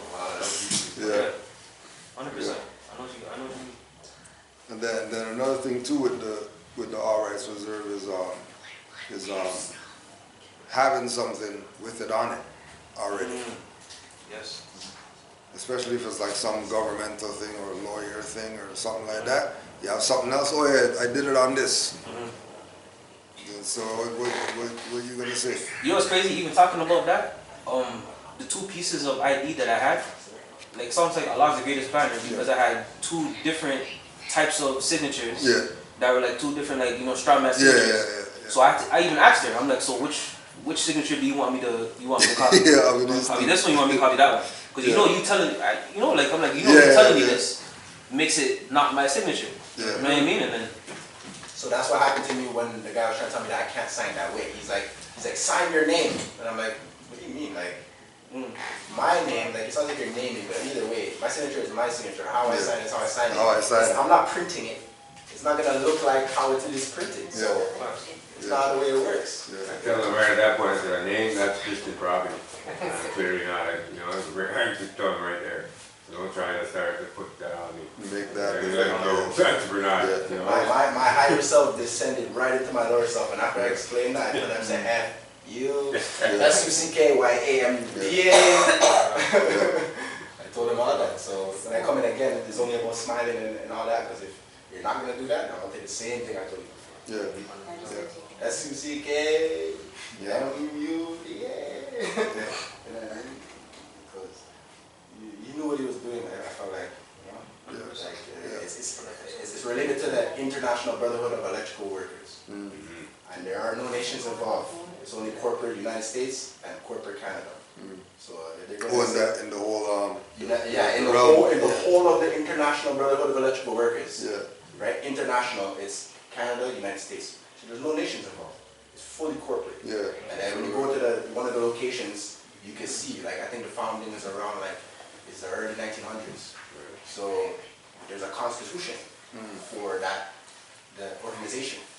Yeah. So they're essentially performing government. Yeah. And then they have the photos and the meetings and gatherings to prove that. Yeah. So it's like, you guys are part of a Masonic, it's a order. It's an order. Yeah. Ultimately, that's what they're pushing it as.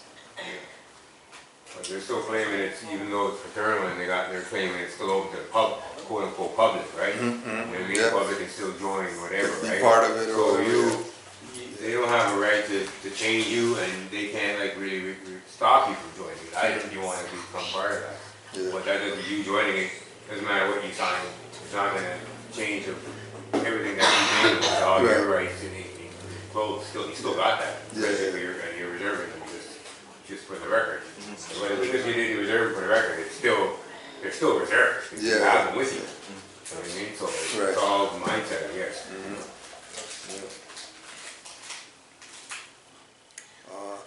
And through it, they and their children can receive their divine rights unmolested by other citizens, that they can cast a free national ballot at the polls under the free national constitution of the state's government and not under a granted privilege as has been the existing condition for many generations.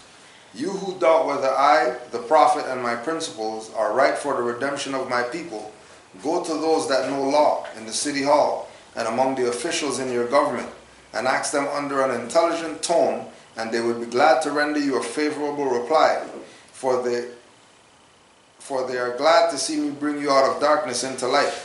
Money doesn't make the man. It is free national standards and power that makes a man and nation. The wealth of all national governments, gold and silver and commerce, belong to the citizens alone. And without your national citizenship, by name and principles, you have no true wealth. And I am hereby calling on all true citizens that stand for a national free government and the enforcement of the Constitution to help me in my great missionary work, because I need all support from all true American citizens of the United States of America. Help me to save my people who have fallen from the constitutional laws of government. I am depending on your support to get them back into the constitutional fold again, that they will learn to love instead of hate and will live according to love, truth, peace, freedom, and justice, supporting our free national constitution of the United States of America. I love my people and I desire their unity and mine back to their own free national and divine standard, because day by day they have been violating the national and constitutional laws of their government by claiming names and principles that are unconstitutional. If Italians, Greeks, English, Chinese, Japanese, Turks, and Arabians are forced to proclaim their free national name and religion before the constitutional government of the United States of America, it is no more than right that the law should be enforced upon all other American citizens alike.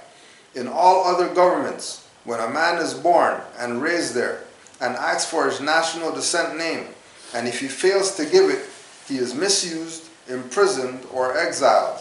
Any group of people that fail to answer up to the constitutional standards of the law by name and principles, because to be a citizen of any government, you must claim your national descent name, because they place their trust upon issues and names formed by their forefathers. So going back to that same thing again, of us saying that we're not Negro, black, colored, we're Moors, that's based on these relations, these engagements that our forefathers had with their forefathers. Treaty, constitution, all these things are for them to know that, oh, these people are going back to their forefathers' mindset, so we have to deal with them accordingly. The issue is that we don't have everybody making those claims. It's just a limited few of us making the claim that we know what the law is. We study, we read, we whatever. Majority of people, they're not in that realm.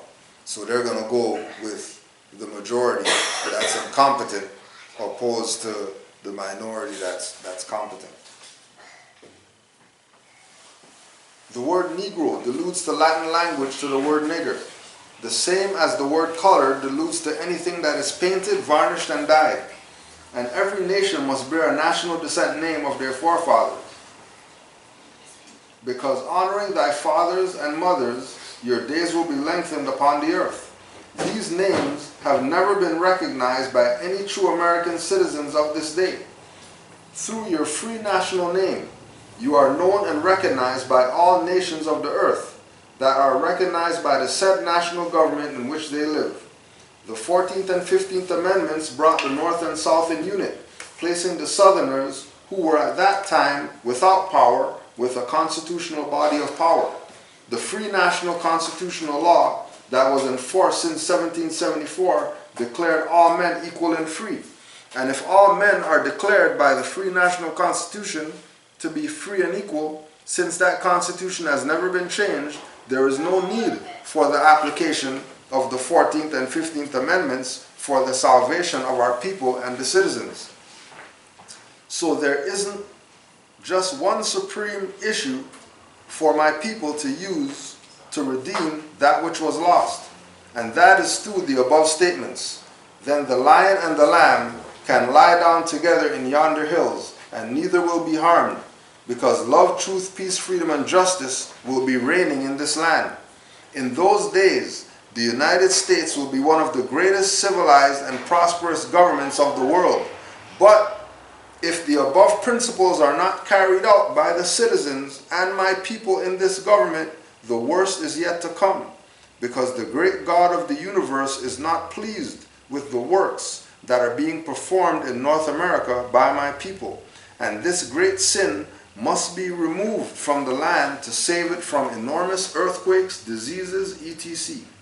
And I, the prophet, do herein believe that this administration of the government, being more wisely prepared by more genius citizens that believe in their free national constitution and the laws, and through the help of such classes of citizens, I, the prophet, truly believe that my people will find the true and divine way of their forefathers and learn to stop serving carnal customs and merely ideas of men that have never done them any good, but have always harmed them.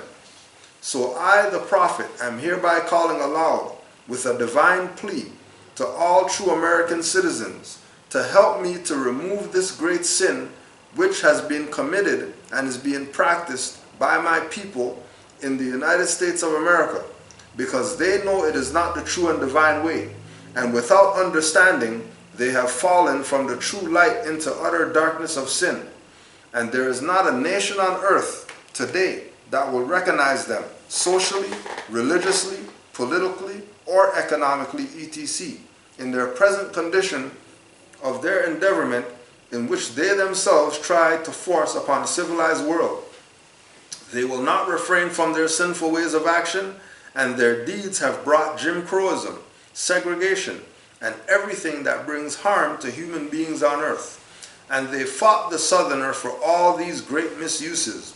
But I have traveled in the South and have examined the conditions there, and it is the works of my people continuously practicing the things which bring dishonor, disgrace, and disrespect to any nation that lives the life.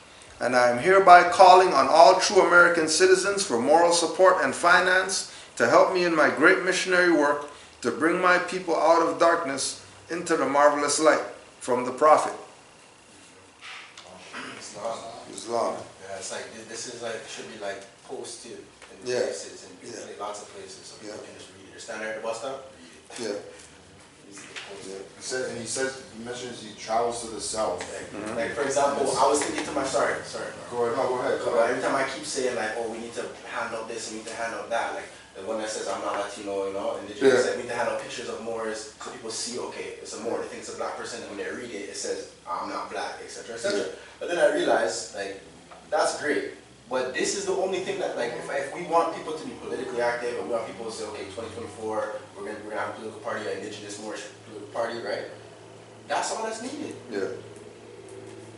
Once they read that, like, they need to learn to comprehend it, and once they can comprehend it, it's simple. That's all that's needed for people to begin their political activity and identify themselves correctly. Oh, we did. if you really take it in, accountability is like a big, Yeah. it's a big step for our people, and Yeah. that right there, what the prophet said, that's a lot of accountability, Yeah. because the Yeah. prophet basically put away all those victim mindset, Right. you know, so-called white man did this to me, and he basically said that, hey, listen, I don't know what you're talking about, because I went down there, and it's my people doing all this rah-rah. So, Yeah.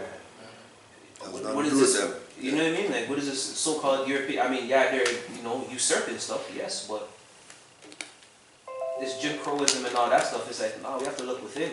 You know what I mean? But nonetheless, the estate is in the hands of the Moors. For The real. estate, right, the rightful heirs and possessors. Yeah. Still possessing, but incognizant of it. Right? Still possessing power, but you don't know the power that. Well, he was telling them to be yourself. That they just really go back to, you know, and then, you know, they stop being like he was saying, like, that Jim Crowism, the slavery mind, victim minded, you know, Yeah. be yourself, it's Yeah. more, right? So, Well, like you said, it's the responsibility aspect of it. Now you have the theory, right? And then you have the practical. It's like you have this knowledge. So now you have to apply it, Yeah. right? And that's the accountability piece that you're speaking of, right? And it's hard. It's extremely hard to think about because you're just, you know, re-educating yourself about all these things, like come to, you know, it's like rebirth, Mm. right? And it's either you accept the new life or you continue Or you living continue living the life that you've been living, Yeah. right? And going with the masses, Yeah. the masses, Yeah. right? Knowing that the life that we've been living has been, you know, A lot. Jim Crowism, segregation, all the stuff that brings harms to human beings. Our Yeah. lives. Right, and it's got a lot of things missing, because I mean, even those who are missing the standards or the certain things that we all know by now, you know, that they still know that something's missing. Yeah. Or everyone has this, oh, no, something's not right, or Yeah. oh, no, government's corrupt. Okay, so What you gonna do? What you gonna do? Yeah. If we know that much, Yeah. then what are we gonna do? you can't do Well, nothing. yeah. Right. You can't do nothing at all. You never truly go back to being what it is, because every instance is gonna be like, oh man, I already know. yeah. Yeah. Yeah. Yeah. Yeah. For real. Yeah. You know what's crazy? You know what's crazy? Yo, my bad. But you speaking to this, like, I was talking to one of the man them about the whole Kyrie Kanye situation, right?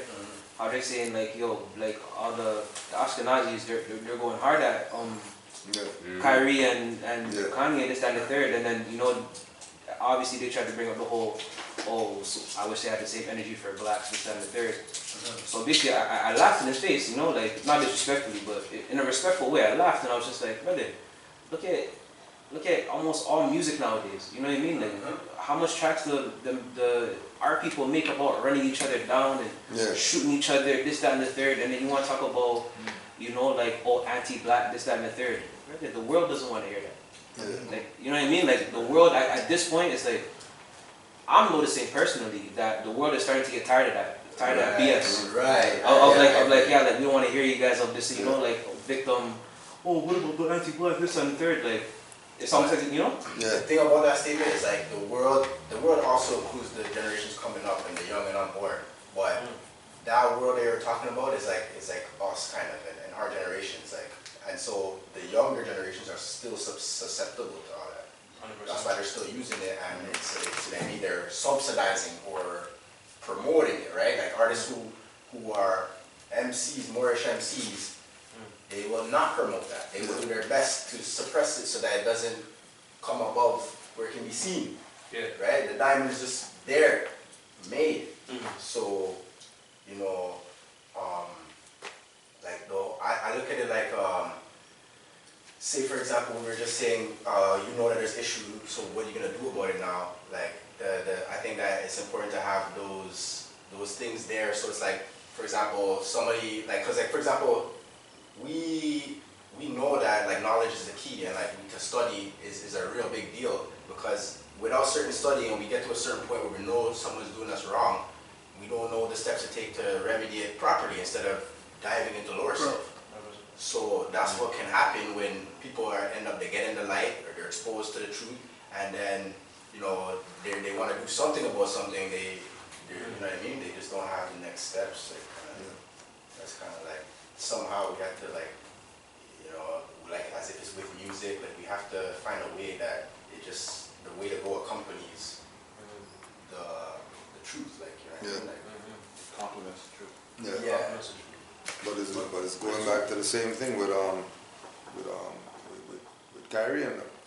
That if you have Kyrie's, you should be riding with everything that he's in. Right. Like, it shouldn't even be But shouldn't be no question. There's You no got question. his shoes, you should be riding with him 100 just because he got the shoes or the jersey or the team or whatever. And Even the Yeezys. yeah, you know, yeah. How much Yeezy slippers and whatever people got, and then Yeezy start talking, and everybody's like, well, But that's the thing though. The thing is that he is who he is, and like he said, you know, he's in his element and he's able to be himself and produce things that only he can, is being himself.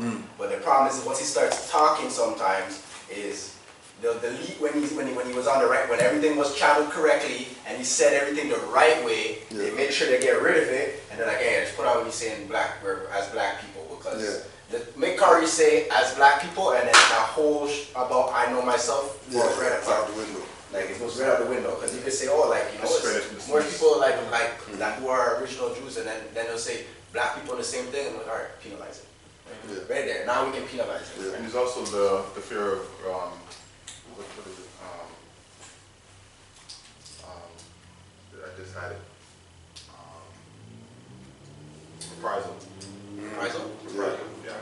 For our athletes, right? That may, you know, say, hey, you know what, I agree with that. That's right. Oh, like them You don't want to jeopardize the everything. next thing that I see doing sometimes is like, if one of these artists or I'll call him a star, decides to shine the way they're supposed to, they become like a target, for example. And even, obviously they become a target, but forget about the target part. There's the fact that the people who look up to them would expect them to continue to lead the way. Like, to do things for them when that was the thing that was done for that them. was the thing, Yeah. That should be enough to be spark. Yeah. You know? Yeah. That fire. Nobuju Ali said, we were reading how he said he went down south and he visited the conditions and he's seen the conditions and it's our people. And he said it's our, he never said that it was the Europeans. He said it was our people. Day by day. Because we honor not the principles of our forefathers. So even the sleepy Moors know that, because sometimes you get in a conversation with a Moor who is not identifying or cognizant, and they'll just be like, yeah, but you know, I can hire this person, that person, but I can't, we hire our own people and do that. So even at that level, there's awareness. So then I'm pretty sure that this is the only document that's necessary in order to read it over and read it over. Like, this is the document. There's a lot more, but you want to do something, start here. Even talking on that level, it makes so much sense why there's like, it's such a big thing to keep people so sensitive like nowadays. It makes so much sense now. And emotionally reactive. Emotionally reactive. It's easy to Because dismiss. trigger, and constantly trigger, then you fall back on the hamster wheel. And it's repetitive. And it's like, you know, emotionally reacting. Catch a joke. I'm watching like shows that have to do with magic and like stuff like that. They're always gonna show a castle, I mean, Grand Castle, all that stuff, right? And it all ties to us, right? So one thing that was said in 2 different or 3 different shows was, emotions. Emotions help channel magic. The stronger the emotion, the stronger the magic. Right? And so that's how it works. They use the emotions so that you know, the energy starts ciphering up in there, and then it's not, you don't have the right way to channel it, so exactly. project it out. It's projected out, and it's projected towards their benefit and their Right. because they're aware that we're creators, right? And so once we connect our emotion to our thoughts, and those combine, and it's in sync, then we're able to create. Right? And we don't have that knowledge, unfortunately, some of us, right? But once it's like if you wake up every morning and you connect the feeling to having, for example, a large house or living in a tropical area, the feeling of that and then the thought of that, and you combine those 2 things, it's going to manifest. It's going to attract that more and more and more, right?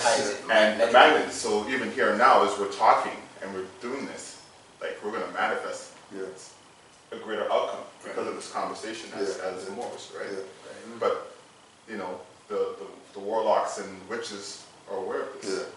And then the people that are, Counter- the people that should be manifest something positive, like you were saying again, Absolutely. you're going back into the same victim Right. mentality. Yeah, exactly. Manifesting the more- of yourself. Exactly. So, and again, you're like, we're on this thing, and this is, people call it the cell phone, but it's like the Ouija board. Yeah. At times, right? That's what it is, right? And if you use it as a tool, right, or it can be a weapon, right? So just be mindful about, you know, what you're ingesting when you're on these things too as well, right? So it's just like, what's going on? And who are you? Who am I first before jumping on this? Right, what type of state of mind am I before I No, real talk. on the channel? Yeah, that's what it is. That's what it is. It's powerful. It's a powerful thing. And even without this, we're powerful, right? But this just amplifies it Yeah. tremendously. That's a So lot. that's the higher and the lower self, right? The teachings. Right. The prophet know, the people know, like the ones that are controlling know. Oh, what's absolutely. something Like the lower self. They don't want this out. That's They why don't I want this out there. brought the, you know, lessons, like, yo, we have a higher self too. Yeah. And You connect know, with it's it. like the lower self Yeah. stuff, like, There's more. Yeah. And connect with it on a daily. Great. they know they're controlling the mind, they know we're stuck in a lower mindset anyway, so it's easy to control someone that's stuck in a low vibration. That's the I'm curious of. I got matters coming up, and so as it is, you know, they don't want to recognize, they don't want to respect, etc. And so I'm just wondering. I know that. Matter of fact, you know, they're banking on bringing my lower self out. When they entrap me, right? When they forcibly confine me, or when they confine me somewhere, and they leave the lights on for 24 hours or however they do. You know, I noticed that at least this time around. One thing I can be grateful for is my locks too, because it was my pillow. It was my warmth. They're taking everything away from me. I just had me, and that was all I needed. But the next guy, because they give us tissue or paper towel, and they say, "Here's your sheet." And you know, and so the next guy is like, "It's freaking cold in here, and you guys are animals," and you know what I mean? I'm just like, Well, that's what he You talks notice. about in the Silent Brotherhood, the Dismill Crips. He goes into Dismill Crips, and then, you know, he wrestles. You see what I'm saying? And then you gotta go within, and all that outside stuff can just be blocked out. But then they know already, like, oh, these guys are stuck in low vibration, so this is gonna be hell for them. Like, you know, this is gonna be hell for them, because they don't know the higher self. guy was like, I gave it to you, I can come in there and take it away. See, like, I'm like, yo, so, listen to these guys. One guy is already low vibration. His low vibrations are just disrupting this guy's a little bit higher vibrations, and he's coming down. He's just like, like, and I'm just here like, yeah, I'll be over here tomorrow. Or, And I think that's it. Just connect with the higher self and remain there, right? And don't allow these agents to come in and disrupt you, and you fall off balance. You know, and like, what happens to my equilibrium? You know what I mean? You became victim to what you know. To some next individual's Exactly. lower state. Lower state, right? And with this ascension that's happening, like, these things are happening for a reason. It's not without coincidence, right? It's with purpose. So we need to fall into, you know, that purpose and what we're here for. We signed up for this mission. 100%. I talked to two mothers since the event. Both of them said themselves, everything happens for a reason.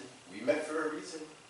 I was like, oh, I know, mother. I know that. I'm glad you know. Always. With love. We're just gonna go to our Quran reading. Chapter 16. This sort of plays in with everything going on right now. This is an interesting one. Puts things into perspective with everything going on right now.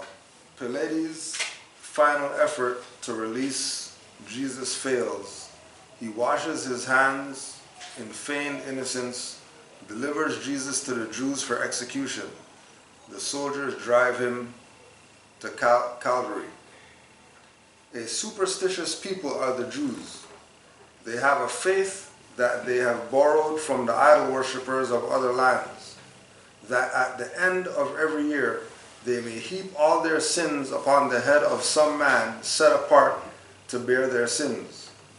A man becomes a scapegoat for the multitudes, and they believe that when they drive him forth into the wilds or into foreign lands, they are released from sins. So every spring before the feast, they choose a prisoner from the prisoners of the land, and by a form of their own, they fain would make him bear their sins away. Among the Jewish prisoners in Jerusalem were 3 who were the leaders of a vile, seditious band who had engaged in thefts and murders and rapine and have been sentenced to be crucified.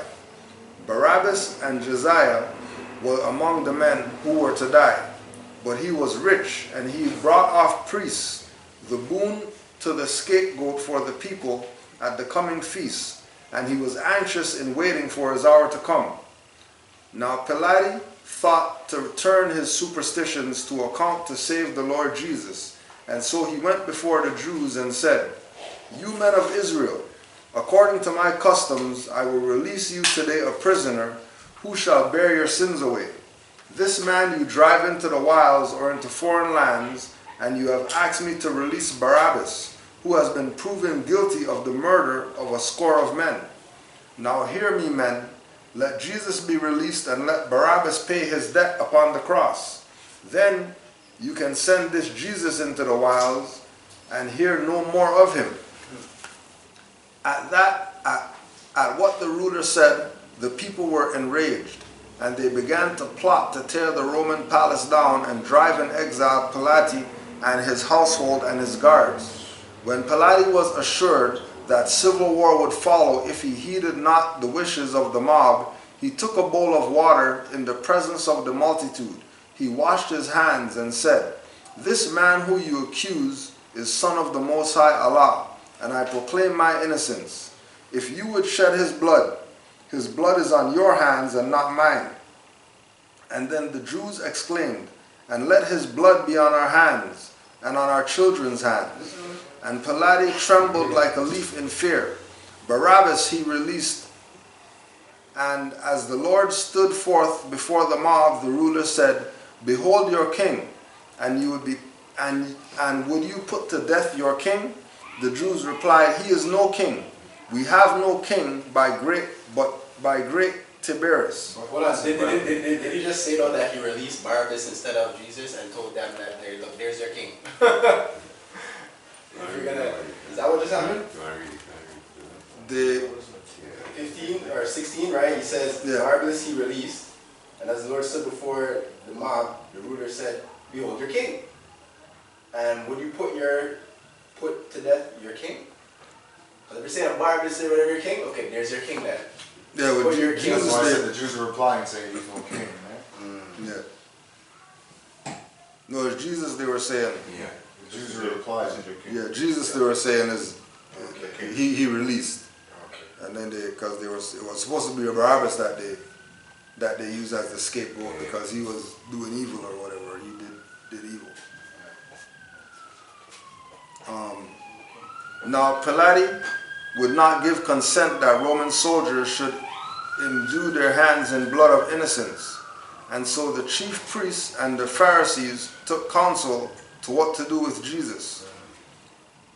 Caiaphas has said, "We cannot crucify this man. He must be stoned to death and nothing more." And when the rabble said, "Make haste, let him be stoned," and then they led him forth toward the hill beyond the city gates where criminals were put to death. The rabble could not wait until they reached the place of skulls.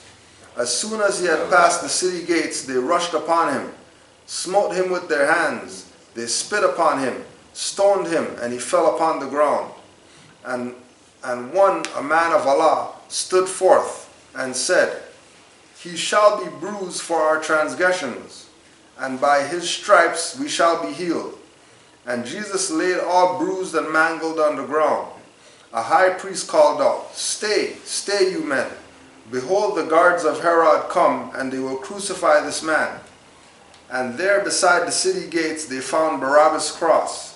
And then the frenzied mob cried out, "Let him be crucified." Caiaphas and the other ruling Jews came forth and gave consent. And they lifted Jesus from the ground, and at the point of swords they drove him on. A man named Simon from Cyrene, a friend of Jesus, was near the scene. And since the bruised and wounded Jesus could not bear his cross, they laid it on the shoulders of this man and made him bear it to Calvary. So I really Herod crucify him. Yeah. Right? So I didn't want to be able to Herod was a Jew. Yeah. So I didn't want to be able to do it, man. The Roman told you to do it. Yeah. Like in that context there, Mm-hmm. So this is all based on, well, not all based on, but that's an example of the mob mentality. Yeah. The mob there, how the mob Yeah. behave, which is Yeah. democracy. Yeah. exactly. Yeah. And yeah, they need the mob for it to work, right? Yeah. Otherwise, it's not good enough. And it's the same thing that we're talking about. The whole thing with getting them in their emotionalism. Right, exactly. Low vibration. Get them riled up. Exactly. You know? As if, Move,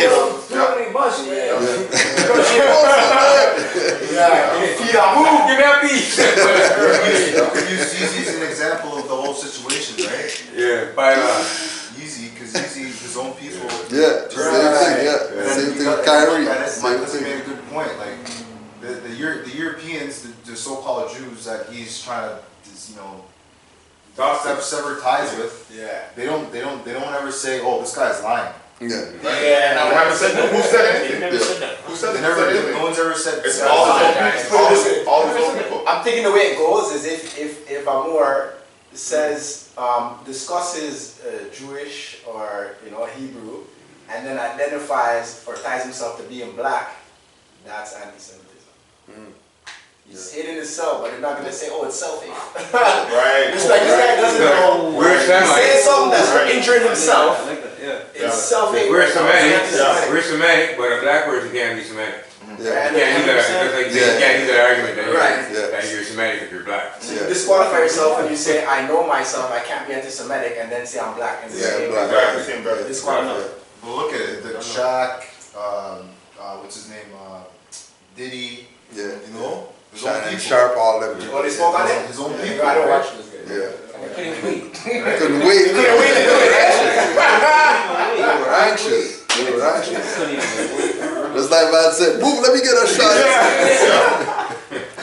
Let me get a Small piece. cells. And then last week, like, giving into some, let's say, when he was the guy with the vaccination.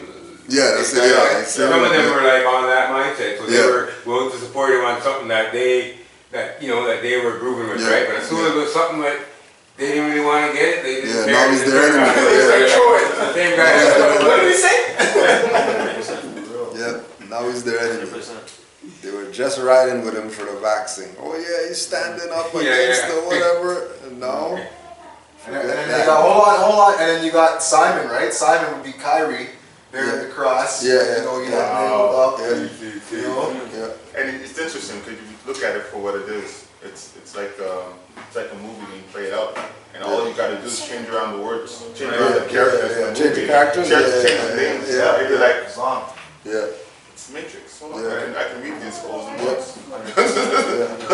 I can read these old ones. That's All how I it gotta was, do- but all I gotta do is change. Yeah. You know what I mean? Oh. You know. But it's clearly, it's funny though, because it's clearly coming to a head, right? It's like the whole thing Absolutely. when they were like with the George Floyd thing and there was like, is there or is there not quote unquote racial Yeah. tension, whatever, right? Well, clearly there is. Yeah. Based on what happened like in the whole George Floyd Right. paradigm, right? Yeah. So it's almost the same thing now with this, Even- the black people and the Jews, the Yeah.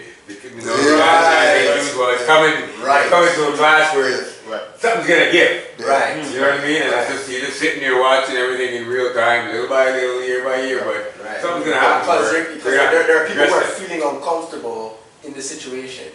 Yeah. I mean, there are people who are making up noise, but I wouldn't say they're feeling as uncomfortable because they don't know. Whether those who are feeling uncomfortable are those who know that they've been lying. Yeah. There are people that already admitted that they're lying, so they got nothing really to say about it. They're just seeing everybody start talking about it and seeing the emotion Seeing that's what being happens. projected Right, because of it. right. And they're just like, oh, like, don't project that at me. Like, Yeah. But you know, it's an agenda. But when you go back and listen to what they really said or whatever they're claiming to purport, right? They're not really like Hitler. They're not going like, okay, we want to kill all the Yeah, Jews, no kill all the violence. Jews. They're not. Nothing, They're yeah, saying, nothing. well, we're Hebrews, that too, we're yeah. Jews, Yeah. whatever, we're Jewish too. when Connor did that last little thing when everyone was there, I'm like, you said it before, why aren't you saying it again? He said, I want everyone to lead on love. And I was like, okay, you're good here. Yeah. Well, you already said it before, we're interested in principles, just say that. Yeah. Just say love, truth, peace, freedom, justice, and start activating some people. The whole establishment, they're going on like this guy's calling for another Holocaust on the people, right? They're making it like, how you blowing it way out of proportion like that? And everybody's just going along with it. Right. Like everybody's just jumping on the bandwagon and like just going along with it. Because every quarter or every so many revolutions or a quarter, whatever, they use the what is it called again? The sensationalism. And so the people are, like, seems like they're becoming used to the fact that, okay, something's gonna come up in the news that we're all gonna get riled out about. And remember too, it's like rituals, right? They have rituals at certain times. Yeah. So once you That's what I mean. aware, certain astrological things that are happening during that time, it's like, okay. Oh, that's what. Oh yeah. Okay. You said what? Interesting. At what time? Oh. I think it's gonna become easier for us to foreshadow or forecast the things that the establishment is gonna do. Absolutely. Absolutely. It's our sciences anyways. And the only way that they can prove, quote unquote, that black people are Jews is to bring up the Moorish card, quote unquote. Right. If they don't bring it up, then they don't have no leg to stand on with that argument. You know what I mean? So it's kind of like, they're like, oh no, we have to go tell the people we're Moorish too. It's like, they themselves don't even want it. They'd rather stay black and stay under the thumb than free themselves. And free themselves, which in turn would free everybody else. That's right. I think that's all part of the battle that can't be explained in words, right? Because every individual is going to be going through it. Like they're going to have to conquer themselves and take the light instead of taking that dark side in the lower self. Because the lower self will just be like, oh, I never harmed nobody, but I'm lazy, a sloth. You're sinning, like get up and like just because you never hurt nobody or did nothing wrong doesn't mean you have the responsibility to do something. That's more reason you're gonna get it just because you did nothing, sat back and watch stuff. Yeah. So I think like at least for our community, especially like let's say like Antilles and stuff like that, being brought back to the things that we see growing up or the things that we find humor, because humor has truth and everything like that. Seeing somebody get a little box or get a little scolding because they did nothing is a perfect example for somebody to try to translate to this movement. So Pilate, the Roman,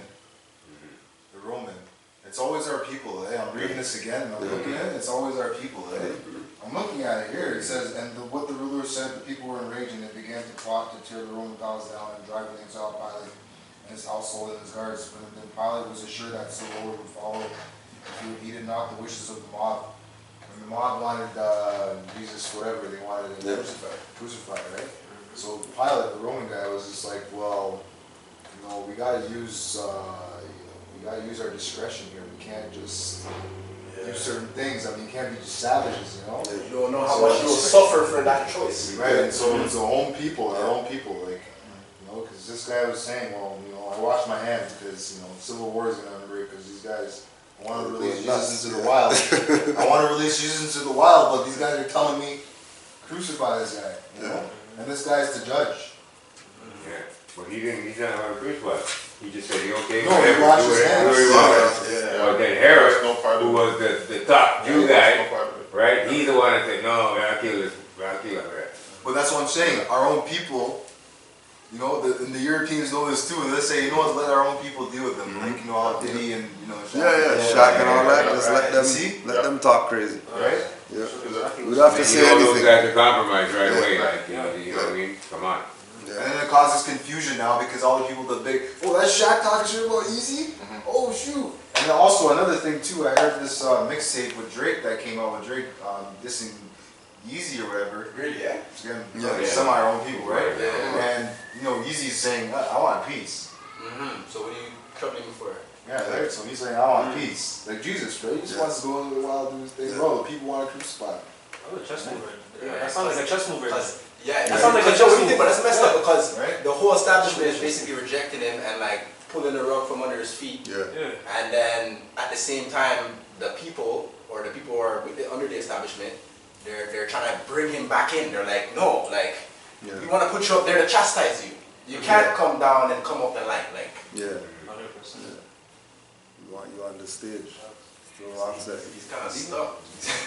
But yo, even with the Kyrie thing, I always bring up the fact that yo, this when the bubble was going on, and they're trying to do the draft thing and all that stuff. Yeah. He was one of the only people that was just like, yo, bro, Yeah. forget the NBA as a whole. Yeah. Let's do our own thing. Yeah. Yeah. And personally, me looking at this whole thing with Kyrie, specifically Kyrie, is like, nah, like, Kanye is probably like, nah, like, they're using the crazy thing. Like, I realize they're using like, he sounds crazy, but Kyrie is like, no, we want you to bow down. Yeah. You know what I'm saying? Like, we want you to bow down. Yeah. We see what you did. It's like it's double. Yeah, like we heard you. Yeah. You know what I mean? Like we see that you want to be free. It's like we're gonna whip you in front of all the other slaves. That's what I'm showing you. It's like the thing with like back again to Simon, bearing the cross. Like, you know, you go back and it's like the same thing. It's like being played because we are where our ancestors are, right? So it's like repeat certain. If we want to repeat certain things, or we want to repeat, you know, what they were doing or what they did to us. Like which one, you know? Yeah. And just like you guys are saying, like they're not denying that what we're saying is right. They're not denying the so-called blacks. You know what I'm saying? They're not denying that. They're just sticking to that. They're just sticking to that anti-Semitism. They're just sticking to it. At the same time, you have that same brother with the, you know, I don't know the name or whatever, but he's there with the same Moor who did the, I'm pretty sure it's the same Moor who did the colors, the hidden colors. I'm not sure if it's that Moor and the other Moor who looks like he's with NOI. The same guy who was talking, looked like he was tweaking. But it's true. And he's just all about, I don't know, but he looks like he's with Nation of Islam, and he's talking along the same talks of, you know, Asiatic, but keeping black in it. And Well, Rizza? not he was on that, but even he couldn't keep that up. I don't think he can keep that up anymore. It's another guy who I feel like took Rizza's place. I know exactly what you're talking about. There was the I don't know his name. 19 keys. 19 keys. Yeah, That's I feel like he took yeah. Rizza's place. Yeah. He's the one who took as the show. Yeah, there you go. They replaced the 100%. They'll track the sisters, the mothers, you know what I mean? Yeah. Just because of that. And then the young guys who want to be cool, and Yeah. that's who he's trying to Yeah. He's just there, talking puppet. Like. For real. Yeah. They definitely replaced Rizzo. Everybody 100%. sent, sent people. Yeah. They're like, yo, we already got you with the rape thing, you know, like with the whole touching of Yeah. the mothers, and it's just Yeah. like, alright, now we're just put 19 keys just in time, so that when you lose your buzz, Yeah. 19 keys is Somebody's already there already. You know what I mean? So Right. it's like, You know what the interesting point I had too is if they knew that Yeezy was talking wrong, whatever, wouldn't the Jewish community sue him? chill. Like, Anti-defamation? Yeah. Yeah.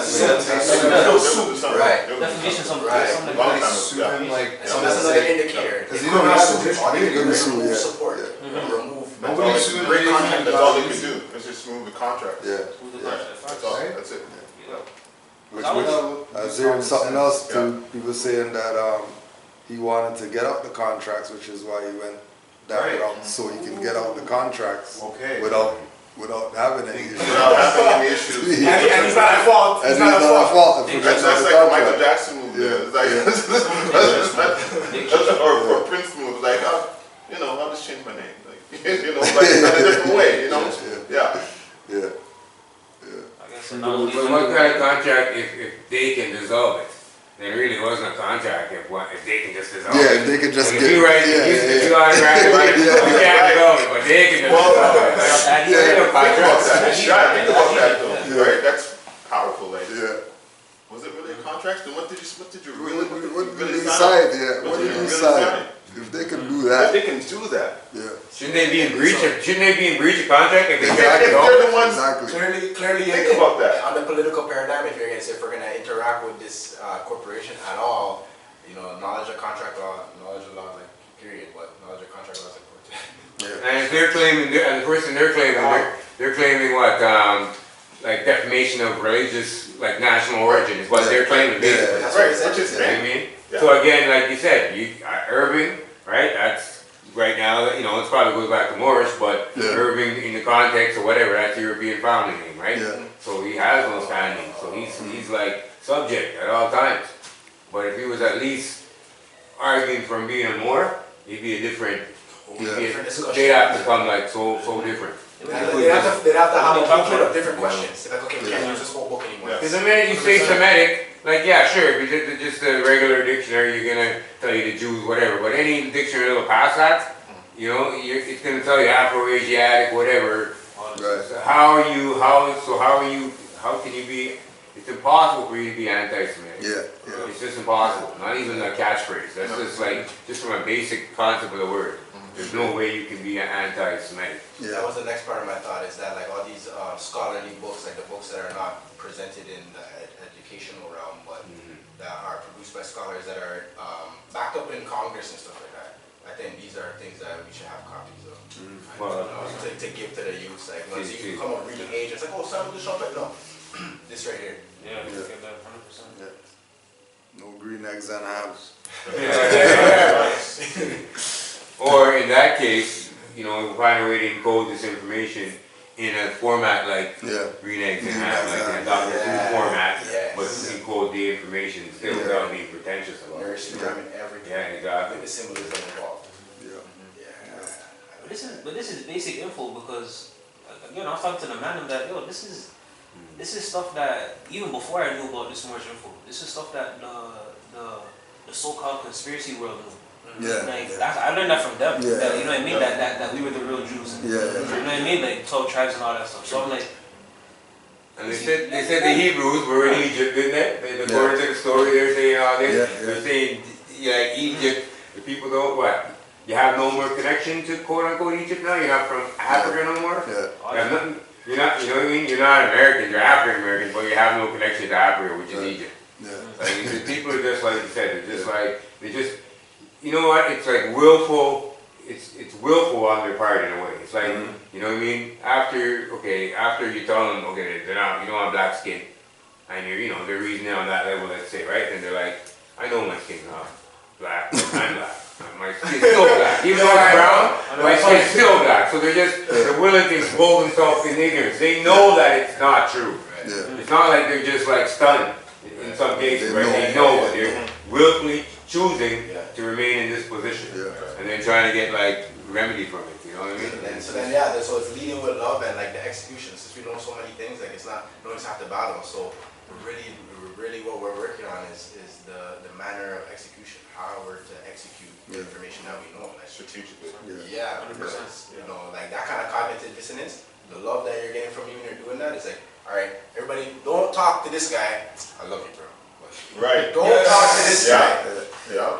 Same energy. You know what I mean? Like, it's like, oh, it's like, no, for real, bro. Like, you know what I mean? Like, I'm telling you. Because you're gonna get like, when they, what's the thing when they say like, you go with the thief and then you get caught, so you're with them, you're still not, you're with them. Guilty by association. So you're sort of, when you're like encouraging that behavior or going along with it, then you're liable to that. Absolutely. You know what I mean? They can get your foot kicked away too now, you know? So you have no choice to take the stand you're taking. You have to say, don't talk to this guy about this stuff. But other than that, exactly. don't talk to him about this stuff. And just be creative with it and emphasize certain things because everyone who meets us, the odds are they're not going to forget us. The interactions that we do. Never. It's going to imprint on them. So the more that we continue to project, who we are and the principles towards them, they'll eventually carry it on. Like one time this policy course was talking the entire house, I want to make a long story. And anyway, what ended up happening was the Moorish information just rushing out of me, And everything he said, I was countering him. And then he's like, "You're right, I'm not the law." Me and my friend were like looking at each other. And you're right, you're not the law then. Okay, whatever you say about it. And he goes, "Well, you can go now." And I said, no, you can go. Not in a condescending way. You're not the law. No, I don't want it. That's for breakfast. Okay, thank you. Okay, I was thinking it was just the robot was glitching. So, it's really the energy and mindset, right? Because it's not real what they're purporting to be and like the authority they're purporting to have. That's all. It's all fictitious in a sense. Once the real comes beside of it, then that's not really applicable anymore. I'm a man of the house, and the guy comes over and says,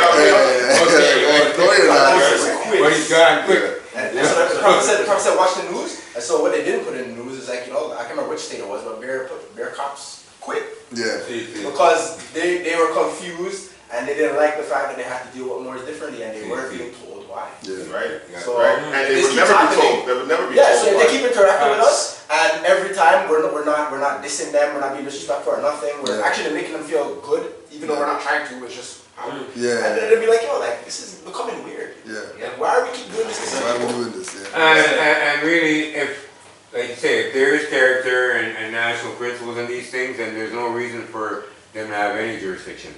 I mean, the jurisdiction comes from when we're in violation. Right. You know what I mean, basically, you know, because I kind of put that to how the weed is, right? Like they used to come down on you for weed or whatever. Yeah, now like the cops are you like your flip. He's not even. Not even Like caring, but he's not even there. It's not even. It's not a problem. Is that such a lot? Crazy. You know, so like that's how that's how it really should be with us. But if we're like, you know, we're self-determined, have our own stuff, then shouldn't be any problem. They have enough to deal with on their own. In their own realm, You know what I mean? their own property. Yeah. They got enough to deal with. Well, Allah's the greatest planner because I feel like we're becoming less of their problem and the rest of the world is becoming their problem. So it's like they want us to find ourselves now. So it's just like, yo, you guys finding yourself, okay, we don't have to deal with you guys now. I think, You know what I mean? I was gonna say, you can see the shifting happen, like right before your eyes. It's happening slowly, but you can see like it's 100%. turning, and soon we'll be back in our rightful place, right? And they may be fighting it, but it's like, yo, some of the stuff we're doing, certain things that we're doing right now is not gonna work. And we need some help over here. So just. So like, I think those are like part of the individual battles, because everything, there's no coincidences. So, you know, we've been doing like good or not being engaged in lower stuff for so long, but the cycle or the time is gonna come around where, you know, if you were doing everything you're supposed to do to that point, then to pass that test will be a breeze. But otherwise, you still have to correct something to get past this test. And so that's part of the test where the greed of the Magi's, right? Those are the ones where like, you know, we know they're doing everything they can do to do what they're supposed to do and be themselves, but I want to yacht. Like, you know what I mean? We can't, I'm hungry. I'm still hungry. My big belly's hungry and I don't want to let these Moors go yet. So that's part of our individual test that, you know, when we encounter someone with that greed. But the energy is so much that the longer they holding on to it, it's like we're getting hotter, right? It's like a hot piece of steel, right? The longer they hold on, the more the fire, like, they're burning themselves. They have to let go at some point. Yeah. You know what I mean? Because they're not just going to self-sacrifice whatever for us, like that, you know? So they're like, all right, go up, you know, whatever, do your dues, whatever. You know, just go. Right. You know, trying to grab onto you. I had an interesting interaction the other day. I was, you know, crossing the path was a group of European Albion children, right? You know, like they're looking like, you know how they want to be like us, right? You want to be Albion, so these guys heads sagging, looking like some brothers, but they're Albions, they're pale, right? So I'm crossing the path. Before they even crossed my path, the tallest one there, he goes, "You all love your hat, man." I'm like, "It's not a hat, it's my headdress." And he goes, all right. And then that's from there. From there, it was just like, yo, like, I'm like, all right, maybe that clicked into their head, like, stop following these niggers and, you know what I'm saying? Like, Exactly. Yeah, that's what I'm saying. They're more quicker to catch on the energy and see them coming to the best than their own people. That's the crazy one. That's the crazy. They'll just catch on mad quick where it's just like, like you even saying that. It's a headdress. Alright, it's a headdress. Okay, cool. Yeah. It's a fez. Alright, that's it. You're more. Alright. I'm more too. Yeah, I'm more. Alright, cool. When it comes to our own people, it's like, yo, I'm a more. You're not Islamic. Always something. It's always You're not something. Islamic. You're from the block. no, I like it, like, from the ends. Well, instinctively, right? People know the truth, right? Oh, right, that's right. Islam Wars. Islam. Doing today. Just a reminder again, January 7th, Juali Day this year. Yeah. So prep up for that.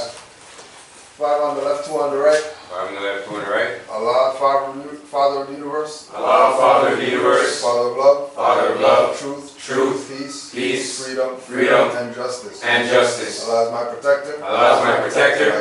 My guide. And my salvation. By night. And by day. His holy prophet. Noble Juali. Islam. I thought it was gonna be a quiet session today.